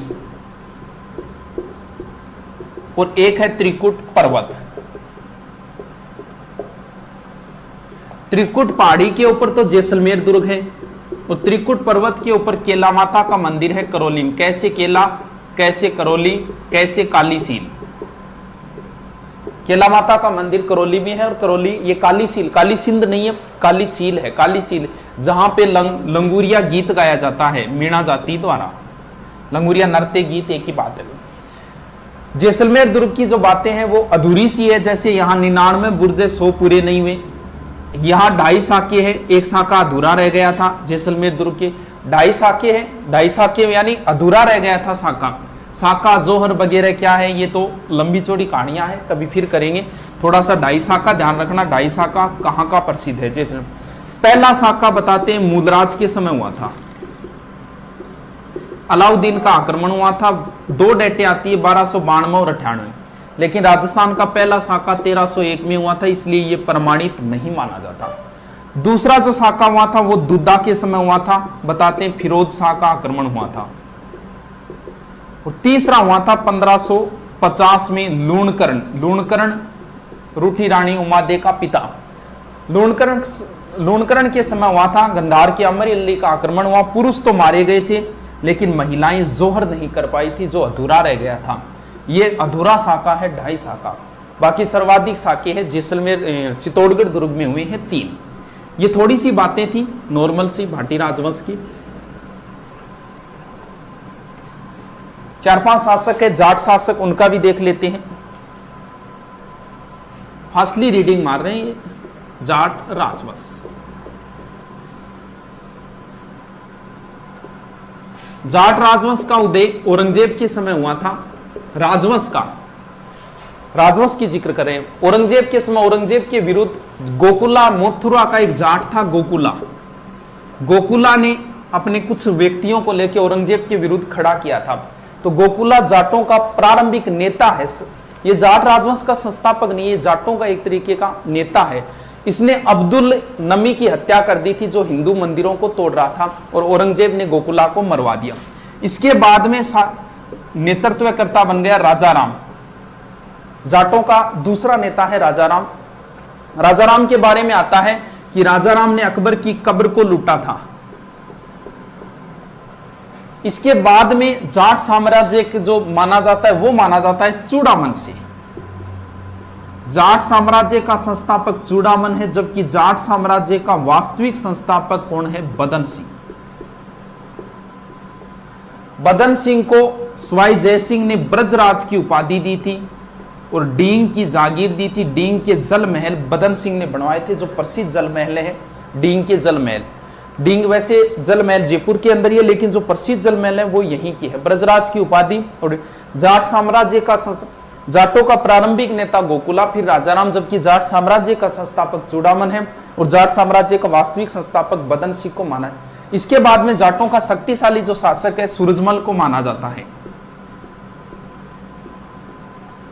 और सूरजमल जी ने ही एक दुर्ग बनाया था जिसका नाम है लोहागढ़। कद बनाया गुरुजी 1733। यह मजबूत दुर्ग माना जाता है, अजय दुर्ग माना जाता है कि इसे आज तक कोई नहीं जीत पाया। लोहागढ़ दुर्ग, लोहागढ़ दुर्ग में दो चीजें, एक तो जवार बुर्ज है और एक फतेह बुर्ज है। जवार बुर्ज दिल्ली विजय के उपलक्ष्य में, किसने दिल्ली विजय की बाद में करेंगे, और एक फतेह बुर्ज है, यह अंग्रेजों की विजय के उपलक्ष्य में है। इसके बाद में सूरजमल जी का पुत्र था जवाहर सिंह, पिता की हत्या का बदला लेने के लिए दिल्ली गए थे और वहां से दो चीजें उठा के लाए। एक तो अष्ट धातु का दरवाजा, ऐसा उल्लेख आता है कि अष्ट धातु का दरवाजा चित्तौड़ दुर्ग में था जिसे अलाउद्दीन ले गया था। और यह अष्ट धातु मतलब 8 धातुएं, सोना चांदी पीतल वगैरह, वो होती है अष्ट धातु। तो नहीं याद रहे को अष्ट धातु उठाने के लिए जोर चाहिए, जोर जवाहर सिंह में था। यानी अष्ट धातु का दरवाजा कौन उखाड़ के लाए थे? जवाहर सिंह। ये इस यहां से एक काले संगमरमर के पत्थर का बेड लाए थे जो वर्तमान में डींग के जल महलों के अंदर रखा हुआ है। इसके बाद में शासक है रणजीत सिंह। इनके समय भरतपुर दुर्ग के अंदर मल्हार राव होलकर ने शरण ली। मराठा मल्हार राव होलकर, कब? 1803। और अंग्रेज लेख था जिसने गोलीबारी की, बम बरसाई, लेकिन दुर्ग को जीत नहीं पाए। उसके बाद में इसका नाम हो गया था लोहागढ़। यानी अंग्रेजों को मात देने वाले राजस्थान के एक ही व्यक्ति है रणजीत सिंह। तो ये थोड़ी सी बातें नॉर्मल थी। गोकुला नाम याद रखना है, राजाराम है, उसके बाद में चूड़ामन है, जाट साम्राज्य, फिर बदन सिंह वास्तविक संस्थापक है, फिर सूरजमल जी जिन्होंने लोहागढ़ दुर्ग बनवाया था। इसमें 2-3 चीजें हैं। इसके बाद जवाहर सिंह जी जो अष्ट धातु दरवाजा, और रणजीत सिंह जी ने अंग्रेजों को मात दी थी।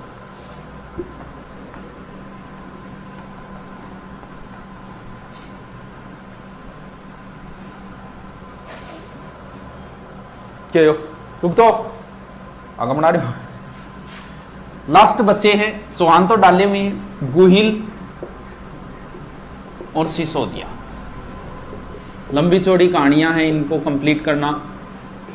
थोड़े से देख लेते हैं, बहुत लंबा चौड़ा हो जाएगा वरना तो वीडियो। गुहिल राजवंश का संस्थापक गुहिलादित्य था। गुहिलादित्य शिलादित्य का पुत्र था। 567 में याद रह जाएगा गुहिल का, गुहिलादित्य। जबकि नाम याद करना है बप्पा रावल। गुहिल राजवंश का वास्तविक संस्थापक बप्पा रावल था, जिसने हरित ऋषि की सेवा की थी। लंबी चौड़ी कहानियां हैं। बप्पा रावल वास्तविक संस्थापक माना जाता है। ऐसा माना जाता है पाकिस्तान का रावलपिंडी शहर भी इन्हीं के नाम के ऊपर है। ये पहले व्यक्ति है जिन्होंने मेवाड़ में सोने के सिक्के चलाए। एकलिंग जी मंदिर बनवाया था। एकलिंग जी मेवाड़ के वास्तविक राजा माने जाते हैं, बाकी इनके नौकर माने जाते हैं कि भी हमारे वास्तविक राजा एकलिंग जी, हम तो इनके नौकर हैं, हम तो इनके राणा हैं। तो मेवाड़ के वास्तविक राजा एकलिंग जी है। जयपुर के वास्तविक राजा गोविंद देव जी है। भगवान श्री कृष्ण को जयपुर वाले मानते हैं और मेवाड़ वालों के वास्तविक राजा एकलिंग जी। इन्होंने अपनी प्रारंभिक राजधानी नागदा को बनाई। राजधानियां बहुत चेंज होगी मेवाड़ में। देखो आगे बप्पा रावल, इसके बाद में शासक आएगा अलट। अलट के बाद में शासक आएगा जेतर सिंह। इसके बाद में राजधानी चेंज करने वाला आएगा रतन सिंह। बप्पा रावल ने नागदा को बनाया, अलट ने आहड़ को बनाया, जेतर सिंह ने चित्तौड़ को बनाया, और इसके समय भी चित्तौड़ है। तो ऐसे याद करने में कोई समस्या। बाद में और राजधानियां चेंज होगी। इसके बाद में राजधानी आएगी, फिर चित्तौड़ के बाद में आएगी कुंभलगढ़। कुंभलगढ़ के बाद फिर चित्तौड़ जाएगी, फिर उदयपुर आएगी, फिर गोगुंदा आएगी। कुंभलगढ़ कुंभा के समय, चलो देखो, अलहट आहड़, ए और आ, इस हिसाब से याद रख लेना कि अलहट ने आहड़ को राजधानी बनाया था। ये पहला आदमी था जिसने हुण राजकुमारी से विवाह किया था। ये राजपूतों का पहला अंतरराष्ट्रीय विवाह है। जेतर सिंह, ये देखो दो ऊपर मात्रा है, यहाँ चित्तौड़ के ऊपर भी दो ऊपर मात्रा है, यानी जेतर सिंह ने राजधानी किसको बनाई? चित्तौड़ को। कुंभलगढ़ राजधानी बनाई थी कुंभा ने। चित्तौड़ फिर दोबारा महाराणा संग्राम सिंह के समय राजधानी वापस फिर चित्तौड़ हो गई थी। उदयपुर राजधानी उदय सिंह के समय थी। इसके बाद में गोगुंदा राजधानी हो गई थी प्रताप के समय। महाराणा प्रताप के समय कई राजधानियां हुई, गोगुंदा हुई थी, कुंभलगढ़ हुई थी, चावंड भी हुई थी, अंतिम राजधानी उनकी चावंड थी। तो प्रताप के समय तो कई राजधानियां चेंज हुई है। रतन गोहिल का गोहिलादित्य, वास्तविक बप्पा रावल, अलट ने आड़ को राजधानी बनाया। जेतर सिंह इल्तुतमिश के साथ बुताला का युद्ध हुआ, चित्तौड़ को राजधानी। रतन सिंह के बारे में सारे जानते हो, पद्मनी वाली कहानी है वो रतन सिंह के समय चित्तौड़ का पहला साका हुआ था।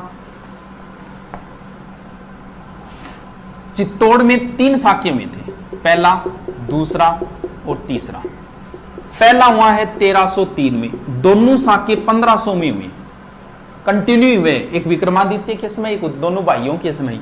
3 के बाद में 4, 5, 6, 7 और 8, यानी पहला 1303 में, दूसरा 1534-35 में, तीसरा 1567-68 में।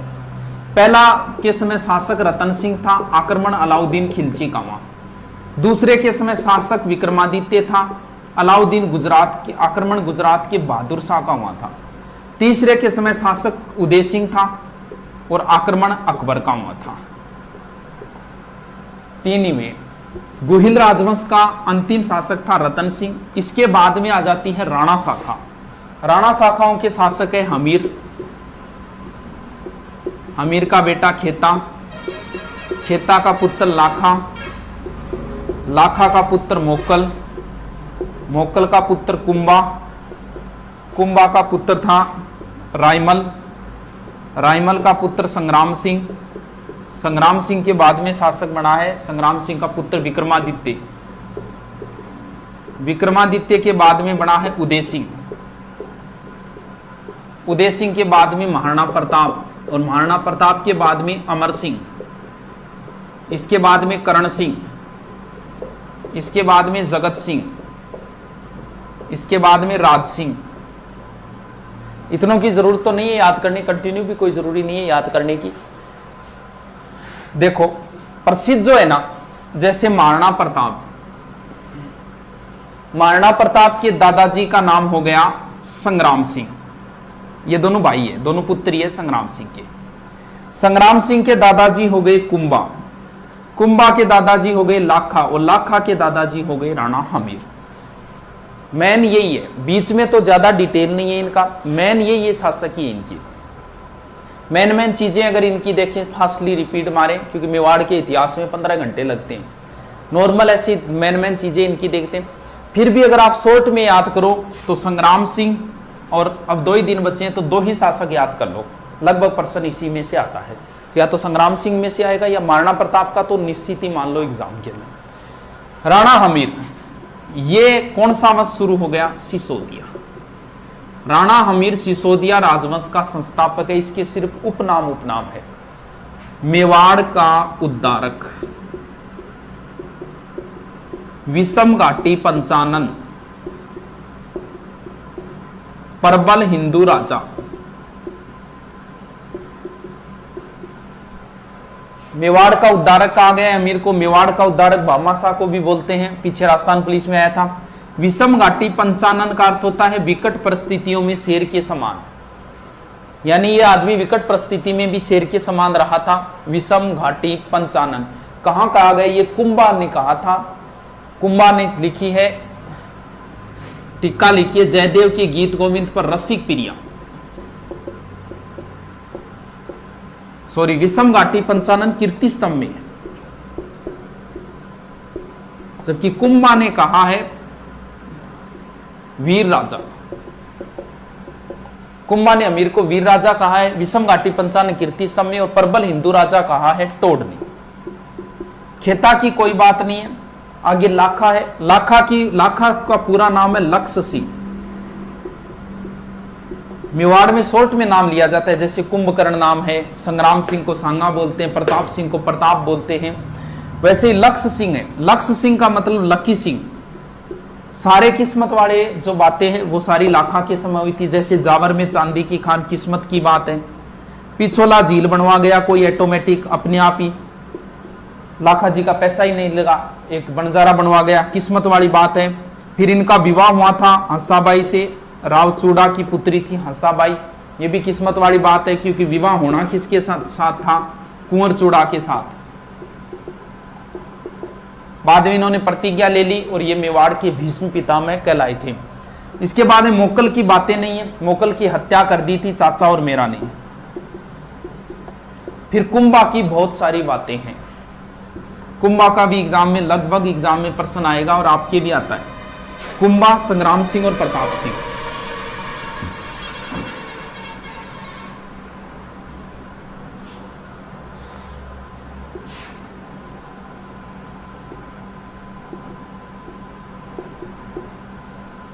कुंभा के उपनाम बहुत है। कुंभा की जोधा के साथ एक संधि हुई थी आवला बावला 1453। कुंभा के समय गुजरात का शासक था कुतुबुद्दीन शाह और मालवा का था महमूद खिलजी प्रथम। कुंभा के उपनाम बहुत है। अभिनव भट्टाचार्य, राणो रासो, हालगुरु, हिंदू सुल्तान, हालगुरु, दानगुरु, चापगुरु, छापगुरु, राजगुरु, ये उपनाम है। अभिनव भट्टाचार्य, राणो रासो, हिंदू सुल्तान, हालगुरु, दानगुरु, चापगुरु, छापगुरु। तो ऐसे भी प्रश्न आ गया, निम्न में से कुंभा की उपाधि नहीं है तो नहीं है। ऑप्शन जब भी आएगा ध्यान रखना वो किसी प्रसिद्ध अन्य राजा का ही आएगा क्योंकि कुंभे की 200-250 उपाधियां हैं। बाकी ऐसे भी पूछ लिया, तात्कालिक मुस्लिम शासकों द्वारा कुंभा को दी गई उपाधि। इन तीनों को वैसे भी याद रखना पड़ेगा। देखो इधर मुस्लिम नाम आ रहा है, इधर हिंदू नाम आ रहा है, यानी मुस्लिम शासकों ने हिंदू सुल्तान कहा कि हिंदुओं में ये एक ही है। रासो बोलते हैं साहित्य को, कुंभा साहित्यकारों का आश्रयदाता था इसलिए राणो रासो। अभिनव भट्टाचार्य यानी कुंभा संगीत का ज्ञाता था। कौन सा संगीत का? वीणा बजाता था कुंभा। बताते कुंभा स्वयं वीणा वादक था। इसके बाद में कुंभा का इनके साथ भी युद्ध हुए थे। कुंभा का महमूद खिलजी के साथ युद्ध हुआ था, सारंगपुर युद्ध या मालवा युद्ध 1437। ये युद्ध महत्वपूर्ण है। युद्ध की विजय के उपलक्ष्य में जो चीज बनवाई थी वो महत्वपूर्ण है, वो है विजय स्तंभ। विजय स्तंभ, विजय स्तंभ 9 मंजिली है। 1 2 3 4 5 9 तो मंजिली है। 120 से 122 फीट ऊंची है। लगभग 157 इसके अंदर लगभग सीढ़ियां है। विजय स्तंभ में लगभग 90 लाख खर्चा आया था 9वीं मंजिल पर और तीसरी मंजिल पर 9 बार। 9 आंकड़े आते हैं इसमें ज्यादा। विजय स्तंभ की 9वीं मंजिल पर बताते हैं 9 बार अल्लाह लिखा है अरबी भाषा के अंदर। इसकी 8वीं मंजिल पर कोई मूर्ति नहीं है और इसकी 9वीं मंजिल एक चीज और है चित्तौड़गढ़ दुर्ग में, इसके नजदीक एक चीज और है जिसका नाम है कीर्ति स्तंभ। ये 7 मंजिली है, ये 9 मंजिली है, ये 75 फुट है, ये 120 फुट है। ये कुंभा ने नहीं बनवाई थी, ये कुंभा ने बनवाई थी। ये बनवाई थी जैन व्यापारी जीजा। इसका प्रश्न ये ज्यादा है कीर्ति स्तंभ किस जैन तीर्थंकर को समर्पित है? ये देखो एक है, एक का सा लग रहा है। 1 नंबर जैन तीर्थंकर को समर्पित है। 1 नंबर कौन है? आदिनाथ या ऋषभदेव। कीर्ति स्तंभ अलग है और कीर्ति स्तंभ प्रशस्ति अलग है। कीर्ति स्तंभ प्रशस्ति कुंभा की कीर्ति का बखान करती है। इसका मतलब विजय स्तंभ की 9वीं मंजिल पर है। इसे जैन कीर्ति स्तंभ कह सकते हो। ये विजय स्तंभ अलग है, कीर्ति स्तंभ अलग है, कीर्ति स्तंभ प्रशस्ति अलग है। तीनों चीजों में कंफ्यूज मत होना। इसके बाद में कुंभा ने बहुत सारे निर्माण कार्य करवाए हैं। शॉर्ट में देख लेते हैं। राजस्थान में स्थापत्य का स्वर्णकाल कुंभा के समय माना जाता है। कुंभा ने मेवाड़ में सर्वाधिक दुर्ग बनाए, मारवाड़ में सर्वाधिक मालदेव ने बनवाए थे। वीर विनोद के लेखक श्यामल दास ने कहा है कि मेवाड़ में 84 में से 32 दुर्ग अकेले कुंभा ने बनवाए हैं। जबकि ऐसा प्रश्न जरूर पूछा जा चुका है, लेकिन आपको सिर्फ 5 ही नाम याद रखने हैं। कुंभलगढ़, अचलगढ़, बहुत पिछली बार राजस्थान पुलिस में आया था इसका प्रश्न। कुंभलगढ़, अचलगढ़, बसंतगढ़, बैराट और भोमट, बस ये 5 ही दुर्ग याद करने। एक और करो तो कर लेना, छठा मचान। सीधा सा है कुंभलगढ़, अचलगढ़, बसंतगढ़, बैराट, भोमट, कुंभलगढ़, अचलगढ़, बसंतगढ़, बैराट, भोमट, कुंभलगढ़, अचलगढ़, बसंतगढ़, बैराट, भोमट। इनमें से ये दोनों सिरोही में है। बसंतगढ़ को कई बार बसंती भी लिख देते हैं। बैराट भोमट पड़ता है बाड़मेर में, बैराट पड़ता है भीलवाड़ा में, मचान पड़ता है सिरोही में, और कुंभलगढ़ हो गया रासम। ये एक ही दुर्ग है जिसका डिटेल है, बाकी का कोई डिटेल नहीं है, नाम और जिला। थोड़ी सी बात देख लेते हैं कुंभलगढ़ दुर्ग। कुंभलगढ़ दुर्ग की सबसे बड़ी विशेषता बस यही है। चित्तौड़ दुर्ग अगर आपको दिखाया हुआ मिलेगा तो विजय स्तंभ मिलेगी, अगर कुंभलगढ़ दिखाया मिलेगा तो ये 36 किलोमीटर लंबी दीवार मिलेगी, जिसे भारत की महान दीवार the great wall of India कहा जाता है। बहुत ऊंचाई पर है ये दुर्ग। इस दुर्ग के अंदर एक महल है कटारगढ़। यहां कुंभा ने राजधानी ये बना ली थी, यहां से कुंभा पूरे मेवाड़ को देखता था, इसे मेवाड़ की आंख कहते हैं। कटारगढ़ के सबसे ऊपर महल है बादल महल, जिसे बादल भी टच करते हैं। इसी बादल महल में 9 मई 1540 ज्येष्ठ शुक्ल तृतीया वार रविवार महाराणा प्रताप जयवंताबाई के गर्भ से महाराणा प्रताप का जन्म हुआ था। ये प्रश्न पीछे राजस्थान पुलिस में आया था, महाराणा प्रताप का जन्म कहां हुआ था। इसमें कटारगढ़ बादल महल ऑप्शन नहीं थे, सीधा सीधा ऑप्शन था कुंभलगढ़। यानी महाराणा प्रताप का बचपन किस दुर्ग में गुजरा था? कुंभलगढ़ दुर्ग के अंदर। यह कुंभलगढ़ दुर्ग इतिहास में आज तक कभी नहीं जीता गया, इसे सिर्फ एक बार जीता गया था। यह 1578 में शाहबाज के समय। शाहबाज ने कुंभलगढ़ पर 3 बार आक्रमण किया था। पीछे फर्स्ट रीड में आया था ये प्रश्न। एक बार जीता था।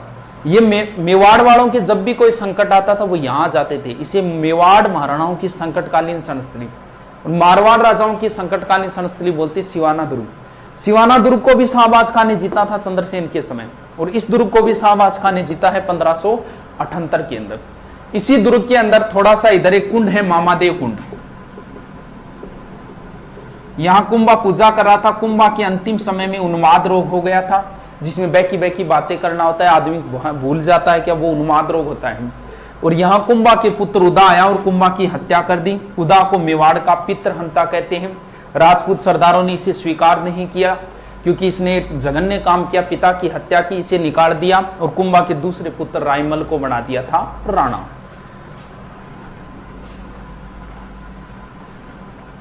अब कुंभा के 1-2 मंदिर भी है, श्रृंगार चौरी, मीरा मंदिर,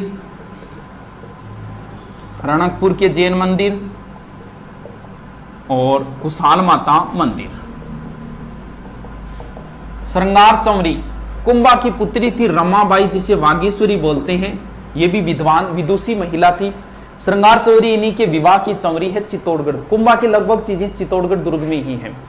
मीरा मंदिर ये भी चित्तौड़ में है, इसमें कंफ्यूज मत होना। कुंभा का शासनकाल है 1433 से 68, जबकि मीरा का जन्म हुआ था 1498 में, यानी कुंभा की मृत्यु के 30 साल बाद। फिर भी मीरा मंदिर है। इसी कंफ्यूजन की वजह से टोड ने लिख दिया था कि मीरा जो है वो कुंभा की पत्नी थी, जबकि ऐसा नहीं है। मीरा मंदिर जो है वो पहले कृष्ण भगवान का मंदिर था, कुंभा स्वामी मंदिर था। मीरा इसमें बैठ के पूजा करती थी, इसलिए मीरा मंदिर नाम से प्रसिद्ध हो गया था। तो बनवाया इसे किसने था? कुंभा ने ही बनवाया था। रणकपुर के जैन मंदिर पड़ते हैं पाली में, बहुत प्रसिद्ध मंदिर है, मथाही नदी के किनारे है। इसमें 1444 खंबे हैं, स्तंभों का वन बोलते हैं, घंटियों का मंदिर भी बोलते हैं। ये मालवा दोबारा जब विजय की थी ना कुंभा ने, तब बनवाई थी, द्वितीय मालवा विजय के उपलक्ष्य में कुशाल माता का मंदिर। इसके बाद कुंभा का साहित्य है, संगीत राज, संगीत मीमांसा, संगीत सुधा, कामराज, रतिसार। ये 5-7 ग्रंथ है जो आप देख लेना, रख लेना। कुंभा के बाद रायमल की बात नहीं है, फिर संग्राम सिंह की है। संग्राम सिंह का वीडियो मैंने डाल रखा है और संग्राम सिंह का दोबारा फिर से एक पूरे विवरण के साथ वीडियो बनाएंगे। संग्राम सिंह के बाद में है विक्रमादित्य, संग्राम सिंह का पुत्र। विक्रमादित्य के समय की एक ही बात है, बता देते हैं शॉर्ट में। अब चित्तौड़ का राणा बन गया संग्राम सिंह के बाद विक्रमादित्य, और सांगा की विधवा पत्नी कर्मावती राजकार्य संभाल रही है। गुजरात का था बहादुर शाह। बहादुर शाह ने सोचा कि मेवाड़ कमजोर तो है, चलो आक्रमण करते हैं। इसने 1534 में आक्रमण किया, लेकिन कर्मावती ने इसे रणथंबोर की जागीर देके वापस भेज दिया था। और बहादुर शाह की हुमायूं के साथ बिगड़ गई। हुमायूं इस पर आक्रमण करने के लिए चला था। तब इसने सोचा कि हुमायूं आक्रमण करने आ रहा है, क्यों ना चित्तौड़ को जीत ले। इसने रूमी खां के नेतृत्व में दोबारा चित्तौड़ की घेराबंदी कर दी। तो बताते हैं कर्मावती ने हुमायूं को सहायता के लिए अपील की थी। हुमायूं वहां से चल भी पड़ा था, क्योंकि दोनों काम ही करने, बहादुर शाह पे आक्रमण तो करना ही है। वो सहारनपुर ने पहुंचा। इधर से बहादुर शाह ने इसके पास खत भेज दिया था, बोल देख मैं जिहाद करने के लिए जा रहा हूं, तू बीच में मत आ, अपनी लड़ाई बाद में, हम बाद में लड़ेंगे। यानी इस युद्ध को चुपके से जिहाद घोषित करके हुमायूं को सहारनपुर के लमसम रोक दिया था। फरिश्ता के अनुसार ये ग्वालियर में रुका था, जो भी है। अब यहां नेतृत्व संभाला बाघ सिंह ने। कर्मावती ने विक्रमादित्य और अपने पुत्र दूसरा उदय सिंह, इन दोनों को ननियाल बूंदी भेज दिया। बाघ सिंह के नेतृत्व में केसरिया हुआ, कर्मावती के नेतृत्व में जोहर हुआ और 1534-35 चित्तौड़गढ़ का दूसरा और सबसे बड़ा साका पूर्ण हुआ। यहाँ 13,000 रानियों ने जोहर किया था। इसके बाद में विक्रमादित्य की सब जानते हो, बनवीर ने हत्या की, उदय सिंह को मारना चाहा। पन्नाधाई ने अपने पुत्र चंदन का बलिदान देके उदय सिंह को सुरक्षित पहले देवलिया के ठाकुर के पास, फिर डूंगरपुर और फिर लास्ट में कुंभलगढ़ ले गए थे, आशा शाह की देखरेख में रखा। इसके बाद में शासक बन गया उदय सिंह।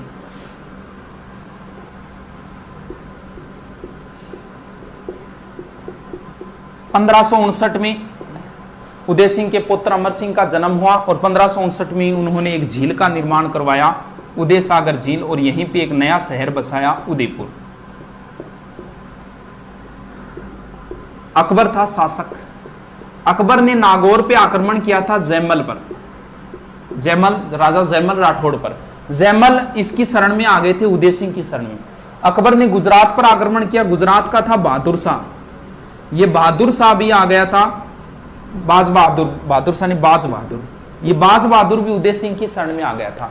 अकबर ने दोनों मांगे, उदय सिंह ने मना कर दिया। तब अकबर ने चित्तौड़ दुर्ग को घेरा था 1567-68। यहां जैमल और फत्ता ने नेतृत्व किया। 4 माह घेराबंदी चली, राजपूतों द्वारा लड़ा गया सबसे अच्छा युद्ध माना जाता है, सबसे खतरनाक। इस युद्ध के बारे में पूरा डिटेल बताएंगे, इसका वीडियो डालेंगे। सबसे अच्छा युद्ध था ये। 4 महीने तक कैसे कैसे रहा, क्या घेराबंदी रही, अकबर ने क्या किया, यहाँ 8,000 राजपूतों ने क्या किया, वो पूरी प्रोसेस है। 1 घंटा लगता है समझाने में, लेकिन इसको कभी फिर डालेंगे। बहुत अच्छा युद्ध था ये चित्तौड़गढ़ का, तीसरे साके का। और यहाँ जैमल और फत्ता के नेतृत्व में केसरिया हुआ और फत्ता की पत्नी फूलकंवर के नेतृत्व में जोहर हुआ था। ये चित्तौड़ का तीसरा और अंतिम साका था। इस घटना के थोड़े दिनों बाद ही उदय सिंह की मृत्यु हो गई थी गोगुंदा में। उदय सिंह ने अपने छोटे पुत्र जगमाल को राणा बना दिया था। मेवाड़ में एक रिवाज है कि जो राणा बनेगा वो दाग संस्कार में नहीं जाएगा। तो वहां जगमाल दिखाई नहीं दिया। तब राजपूत सरदारों ने पूछ लिया कि जगमाल दिखाई नहीं दे रहा। तब उन्होंने कहा कि जगमाल को तो राणा बना दिया। तब वो बाकी राजपूत सरदारों ने मिलकर महाराणा प्रताप का यही गोगुंदा में राज्याभिषेक कर दिया था। और उनके पास चित्तौड़ दुर्ग तो मुगलों के पास है, कुंभलगढ़ दुर्ग था। कुंभलगढ़ दुर्ग में सरदार गए, जगमाल को हटाया और महाराणा प्रताप का दोबारा कुंभलगढ़ दुर्ग में राज्याभिषेक हुआ था। और इसे महलों की क्रांति कहा जाता है। इस दोबारा राज्याभिषेक के अंदर मारवाड़ से राव चंद्रसेन भी आए थे। प्रताप एक बहुत इंपॉर्टेंट शासक है। इसके बारे में अगर शॉर्ट में बताया तो भी 1.5 घंटे लगेंगे। तो नॉर्मल आप बातें देख लेना। हल्दी घाटी युद्ध है, थोड़ी सी ऐसी 4 अभियान है। सबसे पहले जलाल खां, क्योंकि इसे बहुत विस्तार से बताना है, कभी पूरे डिटेल से करेंगे। 2-3 घंटे का चैप्टर है। इतिहास का एक महत्वपूर्ण योद्धा है। ऐसे बता रहे हैं तो ऐसे लग रहा है कि भी एक बेइज्जती सी कर रहे हैं इतिहास की। ये सबसे अच्छा करेक्टर है इतिहास का। सबसे पहले 72 में जलाल खां, उसके बाद में 2 नंबर अभियान पे मान सिंह का पिता भगवंत दास और लास्ट में टोडरमल। ये तीनों आए थे 73 में। टोटल 6 अभियान आए थे महाराणा प्रताप को समझाने। ये 4 युद्ध से पहले, इसके बाद में आए थे 1580 में और एक अभियान आया था 1584 में। 80 में रहीम जी आए थे, अब्दुल रहीम खान खाना, रहीमन धागा प्रेम का वो रहीम जी। और सबसे अंत में आया था जगन्नाथ कछवा। इन्हें शांति अभियान बोलते हैं क्योंकि ये युद्ध से पहले है और ये युद्ध के बाद है। टोटल 6 अभियान। इनका क्रम ज्यादा पूछा जाता है। सबसे पहले एक मुसलमान को भेजा जलाल खां, फिर मान सिंह को भेजा, और पहले बेटे को भेजा, बेटा कोई काम बिगाड़ दे तो बाप को भेजा जाता है, फिर बाप को भेजा भगवंत दास को, और अंत में भेजा गया है टोडरमल को। सूत्र भी बना रखा है कईयों ने, तो कोई जरूरत भी नहीं है सूत्र की।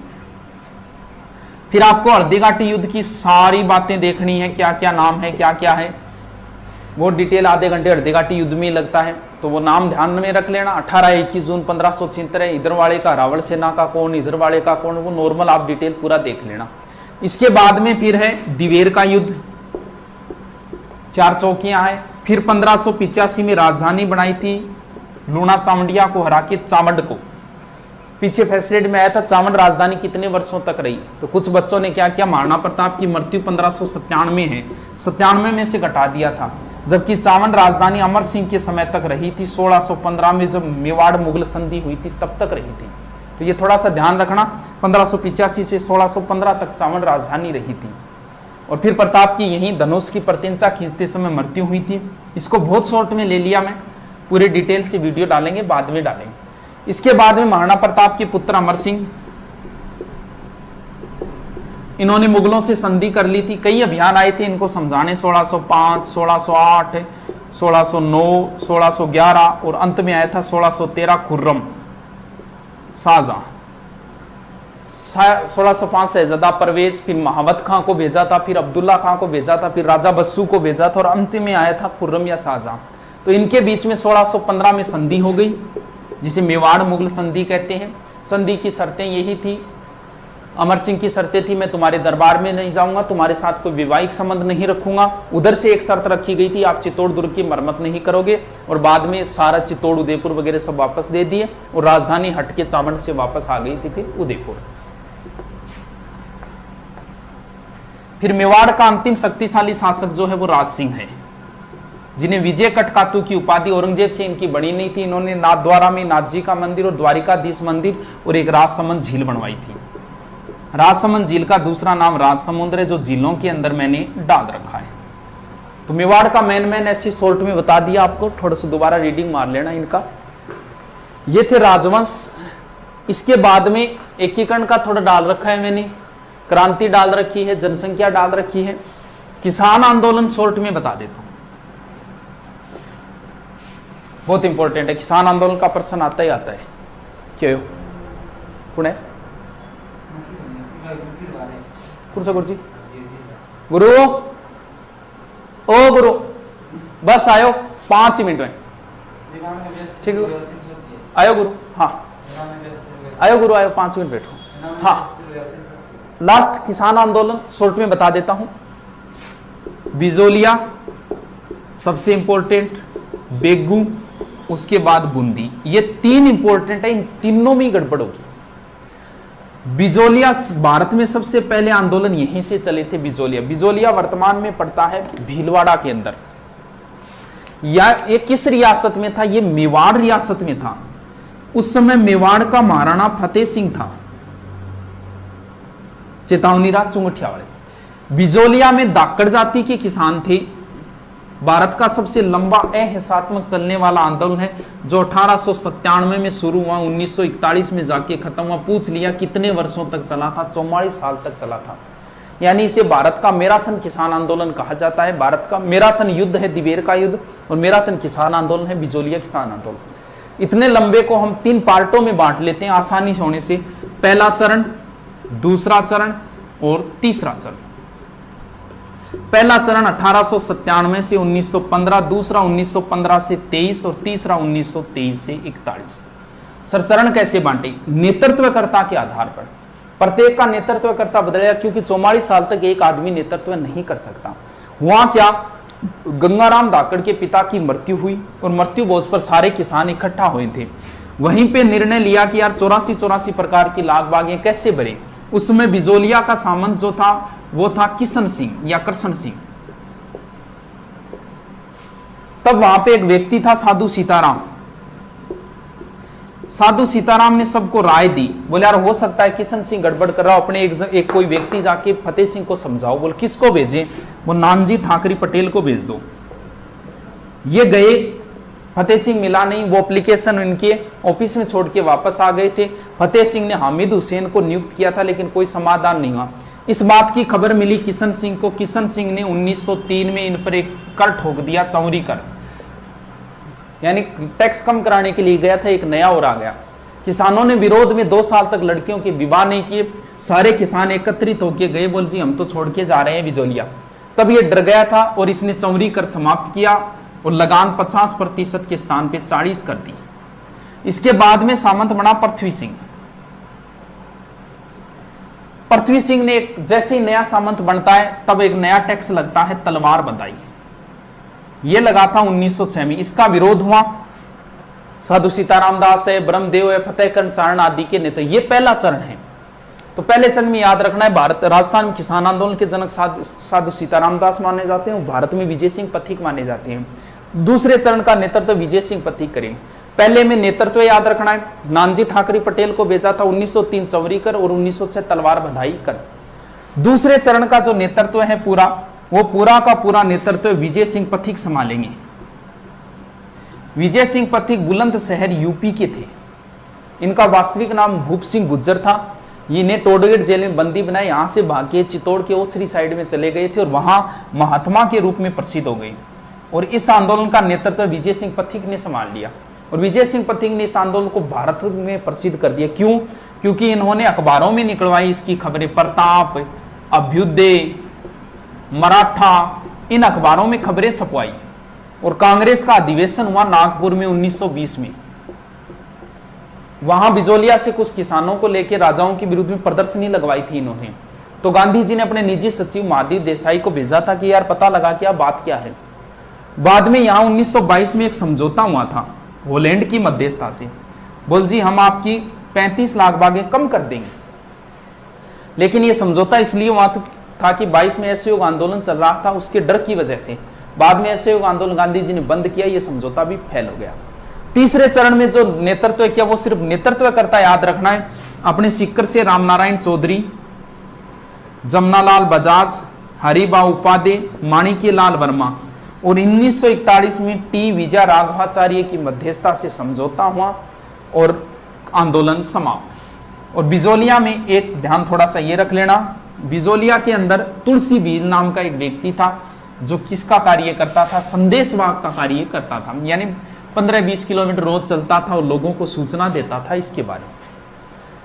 तो बिजोलिया लंबा आंदोलन है, लेकिन बातें जो मेन थी वो सारी बता दी मैंने।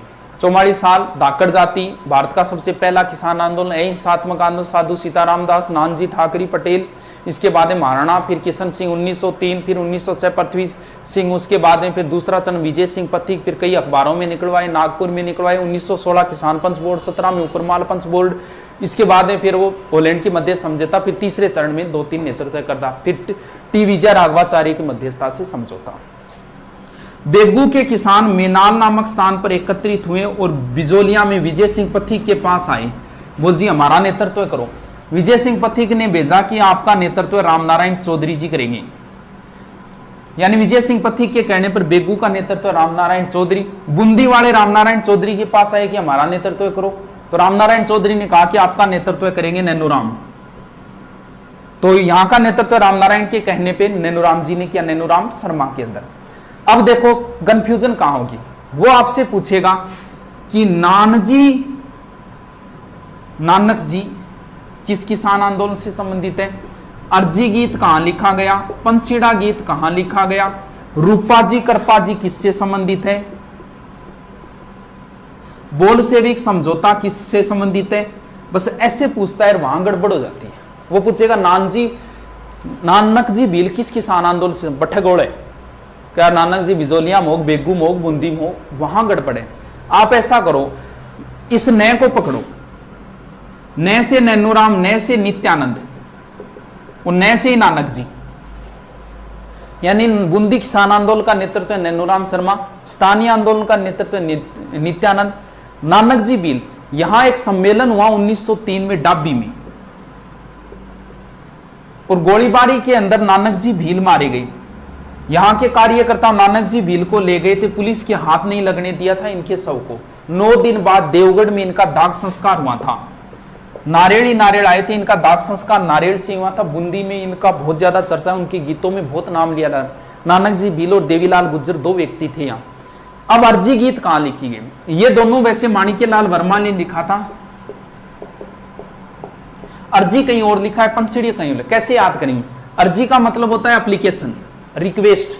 नानक जी चले गए भगवान के पास स्वर्ग में, तो माणिक्यलाल वर्मा ने नानक जी से अर्जी की, एप्लीकेशन की है कि थे तो भगवान कन चला गया लेकिन माने तो अनाथ कर गया, थे भगवान ने को मारो उद्धार करे, हमारे साथ शोषण हो रहे। यानी अर्जी गीत उन्होंने नानक जी भील के लिए, नानक जी भील झंडा गीत गाते हुए शहीद हुए थे। झंडा गीत विजय सिंह पथिक का लिखा हुआ था, तो ये थोड़ा ध्यान रखो। और पंचछेड़ा गीत विजय माणिक्यलाल वर्मा ने बिजोलिया किसान आंदोलन में लिखा था। तो एक चीज ध्यान, बिजोलिया में ऐसा प्रश्न नहीं बनेगा बिजोलिया किसान आंदोलन का नेतृत्व किसने किया, क्यों इसकी ज्यादा नेतृत्व करता है। या तो ऐसे बनेगा प्रारंभिक नेतृत्व किसने किया, साधु सीताराम दास, बाकी या फिर नेतृत्व किसने नहीं किया, ऐसा प्रश्न जरूर हो सकता है। या तो आप ऐसे करो, दो ही नाम पकड़ लो, बे बो और बेरो को नहीं, बेरू, ये दो ही नाम ध्यान रखो। बेगू का, बेगू में बोल सेविक, बेबो, बेगू में बोल सेविक, बोल सेविक मतलब यहां का सामंत था अनूप सिंह। विजय सिंह पथिक की मध्यस्थता से किसान और अनूप सिंह के मध्य समझौता हुआ। इसने कहा कि आपकी लागबागे मान ली जाएगी, मैं महाराणा को कह दूंगा। बेगू भी प्रथम श्रेणी का ठिकाना था मेवाड़ का। महाराणा ने कहा कुछ नहीं है, दिस इज बोल सेविक समझौता। बेरू, रू का मतलब रूपा जी कृपा जी, और यहां मारे गए थे, ट्रेच ने गोलियां चलाई और रूपा जी और कृपा जी मारे गए थे। तो ये तीन किसान आंदोलनों में गड़बड़ नहीं होनी चाहिए।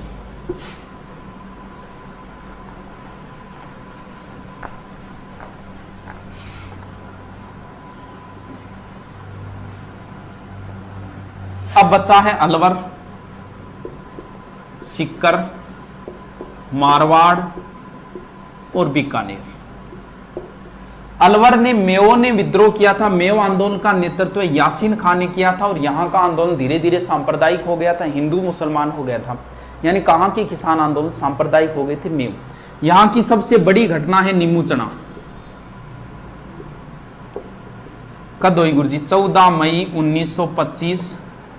छज्जू सिंह, राजस्थान का जनरल डायर बोलते, छज्जू सिंह ने गोलियां चलाई, किसान मारे गए। इसका कंपैरिजन होता है जलियावाला से, नीमूचना का। कैसे गुरु, इसको नीमूचना हत्याकांड तो नाम दिया था रामनारायण चौधरी ने। इस हत्याकांड को दूसरा जलियावाला, यानी जलियावाला से भी भयंकर बताया था रियासती अखबार जो दिल्ली से निकलता था, और गांधी जी ने इसे डबल डायरिज्म कहा था। और एक जलियावाला कहा जाता है मानगढ़ हत्याकांड को, 1913 में हुआ था, उसकी तुलना भी जलियावाला से होती है। इसके बाद में सीकर के जो किसान आंदोलन थे उनका नेतृत्व भी वैसे रामनारायण चौधरी ने किया था। यहां 1931 में क्षेत्रीय जाट सभा की स्थापना हुई, और 1934 में जाट प्रजापति महायज्ञ का आयोजन हुआ था। सीकर के किसान आंदोलन की विशेष बात ये, यहां के किसान आंदोलन की खबरें इंग्लैंड का एक अखबार है डेली हेराल्ड, उस डेली हेराल्ड में छपी थी। अब जब अखबार में आ गई तो फिर संसद में मामला उठा। अंग्रेज था लॉरेंस, उसने इस मामले को संसद में उठाया था, हाउस ऑफ कॉमन। यानी कहां की किसान आंदोलन की खबरें इंग्लैंड में, सीकर की किसान आंदोलन की हाउस ऑफ कॉमन में उठाया था लॉरेंस ने, यानी वहां की संसद में मामला उठा था। यहां की प्रसिद्ध घटना है कटराथल, सीकर। बस यहां का प्रसिद्ध प्रश्न है किशोरी देवी, बार बार यही आता है, हरलाल की पत्नी थी। प्रश्न यही आता है, कटराथल में 10,000 महिलाओं का नेतृत्व किसने किया, किशोरी देवी ने, और यहां वक्ता का कार्य किया था उत्तम। वैसे अगर आपसे पूछ लेना कहां किसान आंदोलन में महिलाओं ने भाग लिया था, तो वो बूंदी में है। बूंदी में महिलाओं से भी बेगार ली जाती थी, वहां किसान आंदोलनों में महिला ने भाग लिया था। सीकर में एक जगह है कुद्दन, यहां भी लॉर्ड वेव ने गोलियां चलाई। जयसिंहपुरा में भी हत्याकांड हुआ था। ये 2-3 एक नाम है, थोड़ा ध्यान रखना। बीकानेर में पानी के लिए आंदोलन हुआ था, आबियाना कर के लिए। बीकानेर के महाराजा गंगा सिंह गोलमेज सम्मेलन में गए थे। पीछे से एक अखबार निकलता है बीकानेर दिग्दर्शन, उसमें खबरें छपवा दी थी चंदनमल भेड़ ने गंगा सिंह के विरुद्ध। तो इसे कहा जाता है बीकानेर षड्यंत्र केस। और यहां जो मैन है वो है दूधवा खारा आंदोलन। दूधवा खारा पड़ता है चूरू के अंदर। इसका नेतृत्व हनुमान सिंह वगैरह ने किया। हनुमान सिंह एक पुलिस अधिकारी थे, एग्जाम में आया था, कहां की किसान आंदोलन का नेतृत्व एक पुलिस अधिकारी ने किया था, दूधवा खारा। मारवाड़ में वैसे मादा पशुओं के निष्कासन के विरोध में आंदोलन हुआ। यहां एक नाम याद रखना, चांदमल सुराणा। सुराणा होता है बनिया, यानी बनिया का मतलब फिर नापतोल, 1921। यहां तोल आंदोलन हुए थे 1921। 100 शेर से संबंधित था वो तोलांदोल। लास्ट घटना है डाबड़ा हत्याकांड। कब हुई थी? 13 मार्च 1947। डाबड़ा पड़ता है डीडवाना नागौर। यहाँ कुछ लोग मारे गए थे, जिसके अंदर है रामूराम, चुन्नीराम, धन्नाराम, नंदराम आदि 2-3 एक नाम है। वो पीछे एग्जाम में आया था पुलिस वाले में कि रामूराम, चुन्नीराम, धन्नाराम, रुगाराम आदि किस किसान आंदोलन में मारे गए। तो ये थे डाबड़ा हत्याकांड। तो लगभग हिस्ट्री का रिपीट मार दिया है। इसे 1-2 बार आप और देख लें, फायदा ही होगा। लगभग प्रश्न आपको इनमें से कहीं ना कहीं से मिल ही जाएंगे। ठीक है, धन्यवाद।